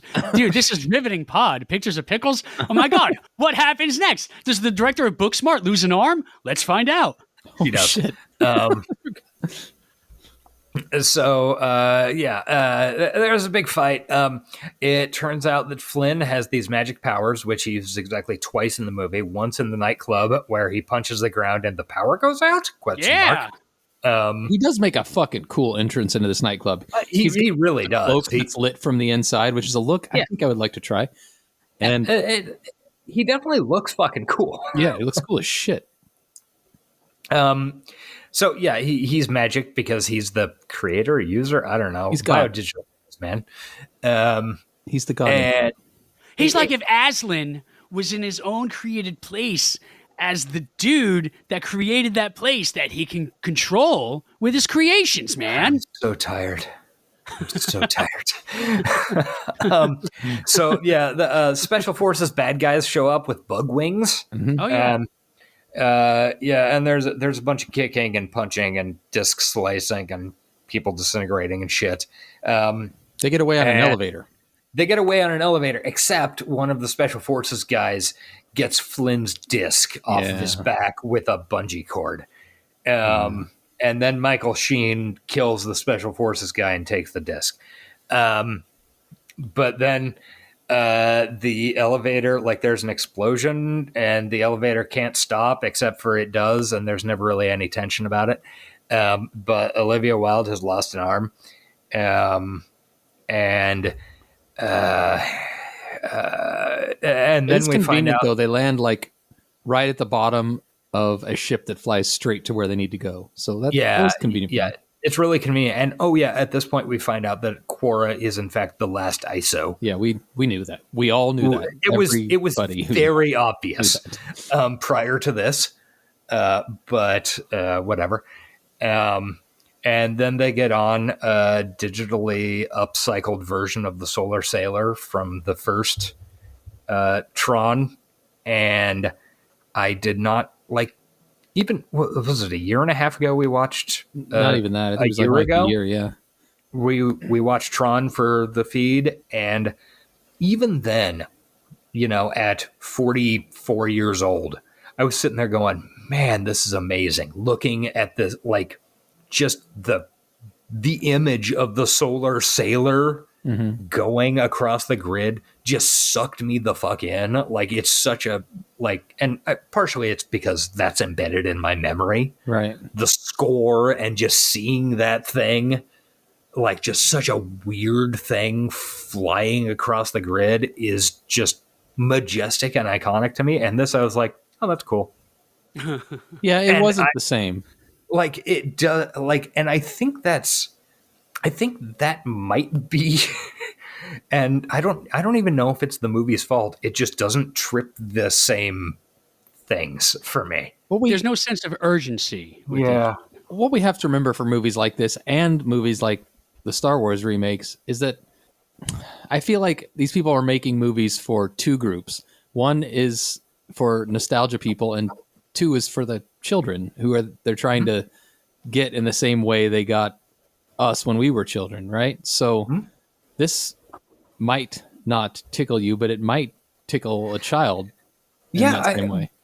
The thing is, as much as this movie does not work for me, I can't fault anybody for, like, I can't say, oh no, here is why you are wrong about this movie. And a lot of the time, it's not like we're defending Saving Christmas with Kirk Cameron. No, but I will. Right. I mean, Patreon app coming up. Yeah. In defense of Saving Christmas. But I did think the Solar Sailor scene went on a little long. It was it really did. More. Yeah, that one was extended. Yeah. And that was the point. At, like, in my notes, I literally wrote, "Why doesn't this work for me at all?" Because just watching it, I was like, they are trying to do what the original movie did, and it probably doesn't work for me. They were doing the exact, like, it felt like the exact same scene almost. Except it didn't look so fucking cool. Yeah, it looked a little more shiny. It looked better, in quote marks, but not as cool. Witness me. Yes, witness you. I'm with you on that. I get it. So anyway, Clue goes to the nightclub, gets the disc, and then blows up Michael Sheen. Unceremoniously. Michael Sheen is too cheeky. I don't know. And I don't know, it's another one of those things where you're like, okay, he's leaving, and then the elevator is halfway down, and you see the nightclub blow up. So it's been like minutes since he stuck the explosives there, and Michael Sheen was like, "Oh my, yeah, I'll just stand here." There was plenty of time to escape. Don't worry about it. He knew he couldn't escape. Clue. Yeah. And now we're going to get into the point where we find out the distance means nothing. In this movie, it's all the space of a fingernail, like Sean said. Yes. It turns out there's a secret military base by the portal. And all of the programs that have been put to death by Clue and his secret police haven't actually been put to death. They've just been modified into an army, like reprogrammed. Rinsler is there. Somehow Flynn recognizes him as Tron. It's a real Aeon Flux Bregna situation, because Clue can't make new programs. He can only repurpose them. So, everybody's staying the same thing. Even though we saw a bunch of people get de-rezzed. Don't worry about it. They're killing the fuck out of people, so they clearly don't care that much. Yeah, and also they still have a bunch of people they haven't killed. I don't know. It doesn't, not important. So, Rinsler is there running. I don't know. I guess he's just a security guard for this military base. And Flynn recognizes him as Tron, and he's like, Tron! That's Tron, man! Yeah. And then Quora. Why are you making fun of me? I'm not. No. I would never. I thought you were making fun of the way I talk normally all the time. Do you talk like that? Oh, okay. All right. No. I mainly converse with you over text. Well, man. You know I love you, Sean. Oh, I love you guys, but man, I mean, I talk like this all the time, man. You don't know how I talk all the time, man. All right, go on. I'm sorry. I'm just fucking around. So then Quora gives herself up to Rinsler. That was weird. After she hands Flynn her disc. And then there's like a Nuremberg rally with Clue. Yeah, that was weird. And it turns out this whole thing is somehow Clue is going to invade and take over the real world through the portal with all of these now army programs that he's created. And I guess that's his bad guy move. Yeah. I don't know. Don't know why he didn't start doing this like the second that the portal opened, as opposed to all the dicking around and like trying to find Flynn. Because he needed Flynn's disc to get out. Yeah. So then Sam breaks into Clue's office and kills a bunch of programs to get Flynn's disc. Flynn steals a jet. And there's the last funny bit of the Matt Frewer assistant guy going, "Long live the user," when Sam is leaving the office. And then as soon as Clue shows up 2 minutes later, he's like, "Damn the users to hell." Yeah. And it gets disintegrated. Yeah. Too bad. Just killed, but it's funny. Yeah. Well, Clue also doesn't realize, like, he's got this plan to go up there and conquer, but he doesn't have any idea what's up there. Yeah. Like, to him, it's just like, well, that's the place that always kept our creator from us. So let's just destroy that place because I'm a jealous little child. And that's pretty much like what he is a jealous child. Which comes up against the United States military. Which is he's a jealous child who's only like 5 million years old. I mean, by that point, yeah, it's like that Black Mirror episode. He's been in there for that. Oh God, I shouldn't have brought that up because now I'm freaked out. Sorry. Can you imagine just an army of dudes just marching out of your local arcade and taking over the world? You'd just be like, wait, what? There was a fucking nerd convention over here this weekend? What happened? These guys in these weird light up suits. And Clue's just like, look, it's their world. It's their world up there. But down here, it's our world. It's our world down here. And then Josh Brolin wins an Oscar. Yes. Yeah. Continue. Okay, so then we get more into distance and time not being an issue. But we get a cool dogfight scene. Yeah, we get some. So, like 10 minutes after Sam and Quora and Flynn take off in their jet, Clue and Rinsler and a bunch of other dudes who are just going to die show up in their jets. And they'll die, and it turns into like a Death Star trenches scenario. Mm-hmm. Dun, dun, dun, but the jets seem to have similar functionality to the light cycle. Their light cycle, I don't know. Yeah. And sometimes when your jet is clipped by another line, the jet explodes, and other times, just like the light cycles. You fall into the water, Josh. You fall into the water, and if you're a named character, you live. If you're not, your LEDs turn blue-white from Have you never yellow. seen a movie before? Yeah.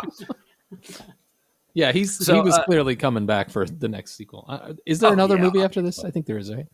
Yeah, Ares. Okay. No, isn't there one? No. Oh, no. But there's like a 10-minute like short. Is that what it is? Okay. It could have been like an alternate ending about like, Flynn lives and all that kind of shit. Although I think that's more of a prequel of like Flynn after 1989. Yeah, I saw it. It's good. It's on the Blu-ray. Yeah. Anyway.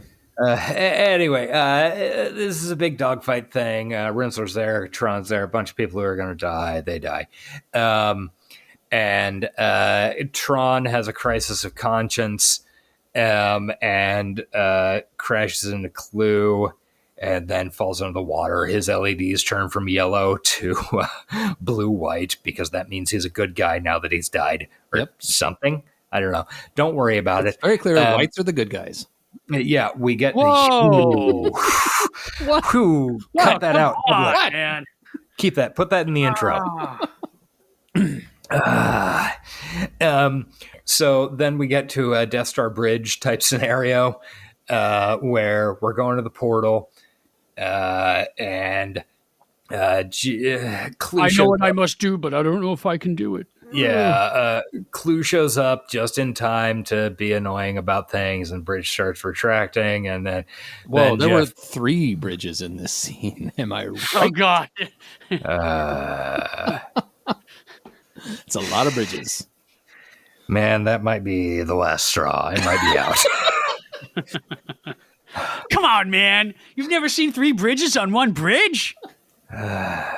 Actually, it's 2 bridges on one bridge. On a bridge, yeah. It's a threesome of bridges. Yeah. It's Bridges Diary Bridge. Madison, yeah. It's Tronville. the bridges of Grid County, man.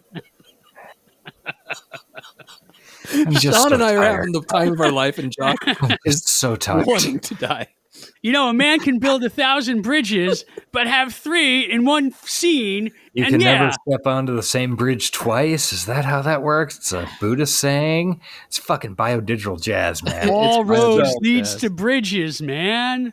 Okay, so there's like the a site, and I don't know, some disc swapping bullshit, and more Jedi Maker magic. Yeah, Jeff Bridges does magic again by punching the ground and creating gravity to keep Clue from escaping into the real world. My wife said it's like a Fusro Da, and I said it's kind of the opposite because it's bringing him back. It's like a Fusro Suck. That's a video game reference, which neither of you probably played. I don't comprehend, but that's okay, man. You be you. A lot of people out there get it. Listeners, you get it. Okay.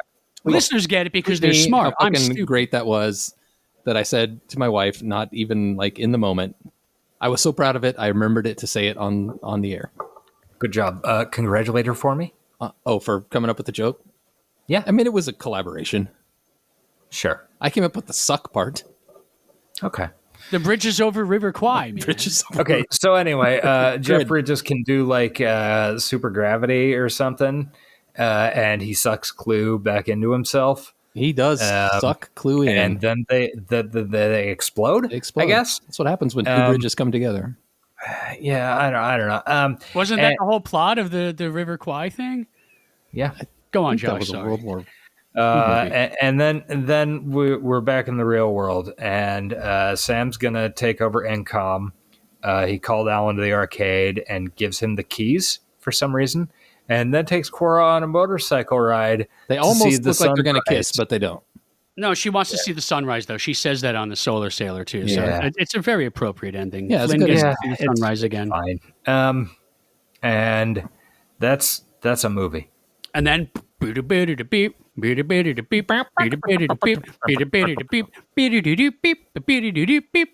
know what? Can I just do the end credits music while you guys do the closing shit? No, because you're gonna have to. You're gonna have to vote on the ratings. Yeah. Oh, that's right. So overall, that movie happened. Yeah, it certainly did. We do like to do ratings around here after we watch a film. Do we? Well, is that something we've established? I do. Okay. I will edit in myself doing them if you don't do them with me, so there might as well be done. Okay. We have 5 categories, all of differing numbered scales, because it's fun. Why wouldn't we? Hey, that's the way it worked out. One other thing I wanted to ask, because we've been asking about all of our properties lately, is how cyberpunk was Tron? Yeah. I mean, it had fighting against authority. It had definite virtual reality. Yeah, I mean, I don't know. Kind of, although it's a lot less punk. Yeah, it's more Buddhist. Yeah. Well, what about Cora's hair? Cora's hair is pretty cyberpunk. That's possibly the most cyberpunk part of the. Yeah. That and the neon. Apparently, I saw a thing. Apparently, all those lights on their suits, unlike in the original Tron movie, all those lights in their suits were real, like LEDs. And the way that they worked is they had a battery pack, like, I don't know, shoved up their ass or something. That's a really awful place to keep a battery pack. And it would only work for like 12 minutes at a time. Like, it could only have that much power. And they kept malfunctioning. So people were getting like burns down their arms because of the lights. And they'd have to do a take and then immediately cut it off to save the juice for the next take. Yeah. How cut the arm off. Also, I read in the IMDb thing that the suits were constricting in such a way that they couldn't sit down. So they had all these like planks that they had to like lean against rather than sit down. Yeah. And to rest. You can really see that in a few scenes where you're like, man, that is a nice fucking butt. There is no way that's there's stretching when they bend over at the waist. Yeah. Yeah. Yeah. That is carbon fiber booty protection. Yeah. Okay. So let's rate this thing. It's not very cyberpunk, I think we've determined. I mean, it's got some elements. Yeah. Whatever. Story. What do you guys think about the story of Tron Legacy? And this is a 1 through 10 scale. 1 through 10 scale. I'm going to go with a 7. Okay. I'll say a 5. I mean, it was completely serviceable, even if it didn't connect with me at all. Like, I can recognize it as, this is a very serviceable piece of work. It gets the job done. Yeah. Yeah, and I'm going to split the diff at 6 because, I agree with both of you. I didn't quite like it as much as Sean, but liked it more than Josh. It wasn't the highlight of the film for me by any means. Influence. How influential was Tron Legacy on this? Well, as you know, we've seen 15 sequels since then, and Garrett Hedlund has become the biggest movie star in the world, only competing with Sam Worthington of the Avatar films. Those two tour de force. I don't know. It didn't make an influence on me because I'd never seen it. Of course, I wasn't a Tron guy like you all, so until I saw the original for this show, and it didn't even care. I think the most influential thing about it is the Daft Punk soundtrack, because people bring that up all the time, even if they seem to hardly recognize that the movie existed. And it was ahead of its time as far as that type of music resurging, and I don't know if it had anything to do with it or not, but it definitely, I don't know, probably the door. I mean, what was their big hit was in the 90s with Body Moving, wasn't it? No, their big hit was like, wait, that's Moby. Never mind. Move it harder makes it better. My wife was saying she used to dance in the club in her clubbing days to Daft Punk. So obviously, she's European. That doesn't Holy count. crap! And I just said the Beastie Boys were Daft Punk. You did? Wait, I'm thinking of a different Body Moving. Get your body moving. That is Beastie Boys, yeah. Oh no, Fat Boy Slim. Oh, Fat Boy Slim. If you walk without rhythm, you won't attract the worm. Yeah, Daft Punk's Homework came out in '97. Yeah, all right. So anyway, I mean, like, I think we can all agree that maybe Josh, I don't know, like the MVP is Daft Punk. I don't disagree. Daft Punk and Olivia Wilde. Yeah. But yeah, so I don't know. Anyway, I think their influence what are we is a good rating here? Oh, influence. Yeah. Middle ground. I'm going to go with a 5. I think 5's fair. I think it's had something. I don't know. I don't think it's had as much influence as the Tron arcade cabinet did. So I'm going to give it a 3. Well, as far as influence goes, no, I'll give it 4 because of the Daft Punk aspect. I'm going to give it a 2 only because of the Daft Punk aspect. I don't think anything else in that movie influenced anything else, except for the time traveling factor of the dude. I think Digital Jizz made an imprint. Good on me. Bio-digital jizz.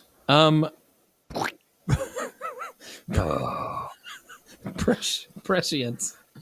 How likely is this dystopian future to come to pass? I don't know. Well, remember, it's about a Nepo baby. True. True. Let's see. It's about a Nepo baby. It's about somebody who's faking Buddhism to be annoying. Living in a world of AI that keeps getting recycled and dumber. Bad AI, yeah. Okay, so this might be the most this might be the most prescient movie I've ever seen. I don't think it's very prescient. No, I don't think it's very really dystopian to begin with, honestly. Yeah. I guess there is that board scene, which is exactly like many board scenes, and they just want to make money. So, FYI, One More Time came out in 2001. That was kind of their big hit, I think. Oh, for some reason I was thinking that was more like 2005, 2006, but yeah. One more I believe it. time. One more time. Anyway, so prescience, I don't know, 1 for me. Yeah, I think a 1 is. I think we're going to go across the board meeting on a 1. 1. Now, style. This is where I feel like Tron. Granted, it's using the style it created with its original, but yeah, I think this is the one rating where I can't. I'm not going to bullshit. It is extremely cool looking. Even if it didn't connect with me, I can see how cool looking it is. Yeah, maybe it. I don't know, man. I liked as far as the visuals. I understand what they were working with in 1983 or whenever the fuck that was. Yeah, but I liked it better this time, and I was surprised at how good it looked being 14 years old. As far as visuals, I think that's totally fair. I mean, I would give it like can you look back and see what I gave the original Tron? I think we all gave 10s. Yeah. I mean, this is very cool looking, but 10. I can't rate it higher than the original Tron because the original Tron pioneered this shit. I was going to go 9, and the downgrade was going to be for Jeff Bridges' weird Buddhist robes and stuff. It didn't really connect with me. Yeah. So if we all gave it 10s, which makes sense for the original, this is like a 9. I mean, Sean? Like I said, I can't fault it. Can't it's argue very the style. Cool looking. Yeah. I'm going to go and give it an 8. All because of only my mouth moves, but the rest of my face doesn't. Yeah, that's does that count as style? Yeah. I mean, I can see. I would say it. I'm not going to count it as style for my rating, but I wouldn't fault somebody for doing that because that does really.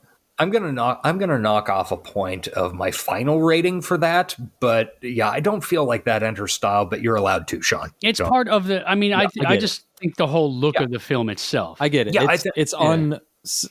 The whole movie is CG, and that little bit of CG you can't really separate out. So I get why you would do that. I'm giving it a pass because of.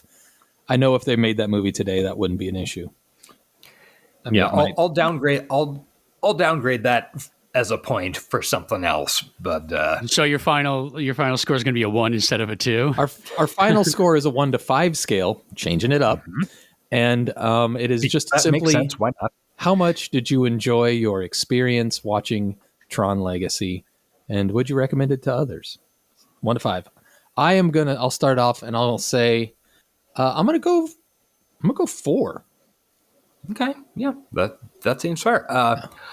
I will go 2, and I do think people should watch this movie. Like I'm aware that other people might like it more than you.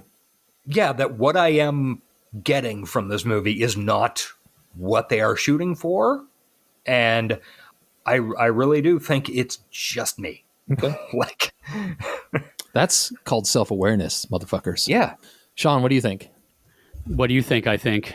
Would I say would 5 be overestimating?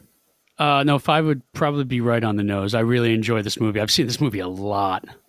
I think I understand why somebody would give it a 5. I'm not quite there because I feel like the kind of weak story and bad CG holds it back, but I really did enjoy watching it too. I think it's the rose-colored glasses that I choose to wear when I watch this one because there's some imperfections in it, but it does every time I watch it. I mean, I just enjoy it, and that score just pumps me every single time. The score was like every time. Maybe that's why I liked like the light cycles and the jet cycle scene so much because the music for it was so exciting. The visuals were, and I'm not a dude who loves action scenes. Like, I love Blade Runner. I love people sitting around in a smoky room talking. But the action scenes of this movie really worked for me, which is kind of rare, and I can acknowledge is a triumph on their part. Yeah, and I very serious, like, this movie doesn't work for me, and I realize that it doesn't work for me. I can totally see why other people would fucking dig it. Like, maybe now you understand my stance on Blade Runner. Like, I'm not going to say it's a piece of shit. I'll never say it's a piece of shit. It's just not for me. I understand your stance on Blade Runner. Yeah, See? I do. It's fine. I guess we'll find out eventually. Yeah. Oh, we will. When we watch it together. Pretty if we watch soon, it together. maybe. We should watch that together. I think we got secret stuff. Well, we'll talk. Don't worry about it. Yeah. We'll I'm get sorry. on I'm sorry I said that on there. air. Don't worry about it. Hey, everybody, don't forget to, annoy these guys to let me watch Blade Runner with them. Because, A, they can torture me as much as I've been torturing them today with, like, man, you don't know. You've never been a Blade Runner. How do you know what it's like to kill a thing that's not really a thing, but thinks it's a thing and wants to be a thing that it's not, man? I've killed a lot of things that aren't things. Yeah. Ideas are things. Oh. But they'll be gone. Lost in time, like crying stuff in precipitation. God, that was really good ad lib. Did you ad lib that whole speech, or did you? Dude, I prepared some of it. Okay, I had lived this entire episode. so did I. Let's be real. Actually, I wrote most of it, hoping you guys would say exactly the things you did, man. and you did not disappoint. You get Good a for 10 on you, prescience. Sean. Jesus Christ! Yeah. Yeah. I was going to say, if our Sean- parts were written, fire that writer. Man, I know you guys well enough that I could plot my. I wrote this like 2 weeks ago before we even booked it, in hopes that we would do Tron Legacy. I wrote this the day after we did Tron. Now that I think about it, I wrote it the day after and then revised it a couple weeks ago. That explains the tying the room together joke. That's not an off the cuff joke. That's prepared. Yeah. Oh, no, I wrote that when I saw the Lebowski for the first time. I said, one day there's going to be a Tron sequel, and I'm going to get to make that joke. You don't know what it's like to, like, have premonitions like this, man. You're right. I don't. Oh, God. That's it, right? That's pretty much it, except we want Sean to promote his shit. Yeah. Oh, all right, how about this? Before we do that, because it's going to be special, I'm sure. It always is. We have to announce what we're doing next week, which... Oh, I guess that's true. As of this point, we have decided we are going to be covering the movie... Glengarry Glen Ross. Oh, okay. Ooh. All right. Famous cyberpunk film, Glengarry Glen Ross. And cyberpunk stage play. Yes. We will be doing a little film called New Sanity. Rose Hotel. Yeah. Based It on a came story out by in- Gibson, right? I'm sorry, I spoke over you. That's my fault. I said Xanadu. I screwed up. What was it again? New Rose Hotel. Rose Hotel. 1998, directed by Abel Ferrara, who you might know as having directed Bad Lieutenant. Oh, God. And wasn't he in the Sisterhood of the Traveling Pants? And didn't he nominate for an Oscar for Barbie? Well, that's America Ferrera. That's America Ferrara. Yeah. Yeah. He also did similar King of New styles. York, The Funeral, a couple of good movies. And he did this, which stars Christopher Walken, Willem Dafoe, and Asia Argento. Christopher Walken's so hot right now. Yes. I have not seen this movie in 23 years. Should be a good one. I've not seen it at all. Mind killer. I do not remember it as being good. Oh, great. Paul Atreides. What are you doing? Wow, Paul. You look so big. Why are you dressed like Muad'Dib? Wow. Come here. I got a bright, shiny quarter for you. The spice must flow. These jokes have been made a million times since it was Spice is announced. the worm. The worm is the spice. I'm going to dance around this hotel. Thank you. All right. Sean, it's time to promote. Sell your body, mind, and soul. So the movie Bad Lieutenant has one of the most uncomfortable scenes I've ever seen on film. It does. Besides that, so instead of me doing it, can you guys do it? Because I actually I'd rather you guys do it. the cop blowjob scene from Bad Lieutenant as a way to promote your music? No. I don't want you to will. show me how. No, please, don't show me. Turn around, pull your pants up. Oh wait, that's walking. Walking's not that scene. That's Keitel. Never mind. Shit. Wow. Show me how you. Anyway. Yeah, I mean, last time I did such a good job of telling people how shitty they were for like buying coffee and not my music. Go out and buy Sean's music, everybody. He is on the Bandcamp. You just missed a Bandcamp Friday, but you should do it because he has a cat who is not healthy and needs a lot of help, and I want him to continue to have and love his beautiful kitty, Orion. Yeah, it's my little buddy. And you said that better than I could. But I will say one thing about Bandcamp. Do not stream there. And it's not because it doesn't pay. It's because there's like no charts. There's just there's no benefit to the artist when you stream on Bandcamp. Buy on Bandcamp. What if you buy and stream? I think that's how I do it. No, I mean, but you're listening to what you bought, so you've already purchased it. That's different. Yeah. But I'm saying if you haven't bought it and you just stream there, go stream on YouTube. Like it does something for the artist, or stream on Tidal or Spotify. The places that you would normally stream, do it there. But Bandcamp, just buy, please. And I'm not saying that out of greed. I'm saying that out of it brings no benefit to the artist. Well, it's important too because like we don't fucking know. Like artists know more about how the business works. Most of us who aren't artists don't. And I know personally, I want to provide artists, like I want to do the best I can, to help them out. Yeah. And so step by step, we'll dream the plan. Yeah, that's exactly. No, that's a deep one. That's to be the best man that I can. I recognize that song, but it's not probably. It's called "Best I Can" by Queensryche. It opens up. Okay, I thought it was fucking Queensryche, but then I second guessed myself and was thinking it was, what is that other fucking prog band? Dream Theater. I like them. There's only two. Yeah. There's just the two. There's just Rock and Dream Theater. In terms of big prog bands, there's two. I mean, Dream Theater rewrote the book. So I always kind of counted Rush as a prog band. Oh, Rush is a prog band. Rush, yes, Genesis, Tull, Floyd. Yeah, Parallels. Fates Warning. Guys, we're doing it again. We have to end the show. Anyway, go buy Sean's music. Buy my music, and it's even more important now that you buy my music because I am willing to go billions into debt for a 5% chance. I have already bought all of his music. If I hadn't, I would be doing so, and I would be doing so. He's got music for all occasions. It's true. It's almost March 17th, so that means you should buy Wild Irish Rover. Good point. That's right. That's an occasion that he has music for sure. Yeah, definitely. And that's one that I will push gladly, unlike my Christmas song where it's just kind of like, oh, here's something silly to listen to. But and of course by Boba Fett. Da da da da da da. I mean, hey, have you heard it yet? I have not. Song about a guy named Boba Fett. Man, you haven't heard Boba Fett, Eric? I mean, what kind of... Yeah, man, you don't know Boba Fett. You've never Boba Fetted before. Okay. All right, so at that, thank you. I mean, all goofing and shit aside, thanks for having me on again. I always love... Thank you for coming on. We'll have you on again soon, I'm sure. I get to be me. Yeah. I'm honestly looking forward to it, believe it or not. It's nice to have... Not that we are using and abusing you any more than you want us to. But it's nice to have a guy who would be like, we need a third mic and somebody who will be entertaining and fun. And Sean's always waiting for us. Well, you can't have a third mic. There's only one mic, and that's Mike the sailing guy. Good point. He's not a third mic.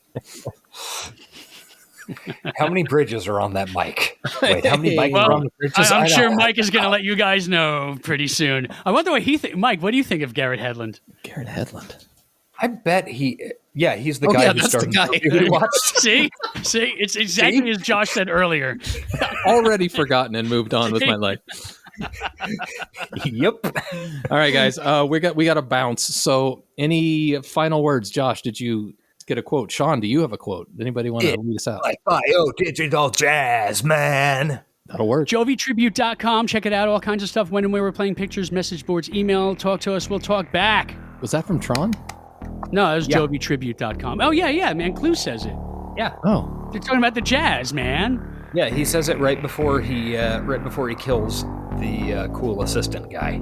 Yeah, he's like, Jovi Tribute, man. Go check him out. The longest running Bon Jovi tribute in the country. Check it out. Famous Bon Jovi tribute band that was also in Tron Legacy. I fight for the users. Bye. Bye. This has been the High Tech Low Life podcast. Find us on Twitter at Johnny60seconds, email us at hightechlowlifepodcast@gmail.com, and find us on Patreon at patreon.com/hightechlowlife. Theme music by Nihilor at nihilor.com. Thank you for listening.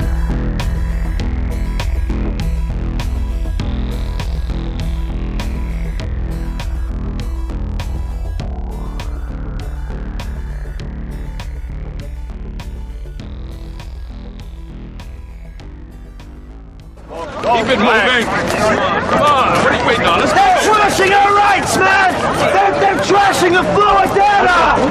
They're trashing! Hype the planet! Shut up and get in the car! Biodigital jazz, man.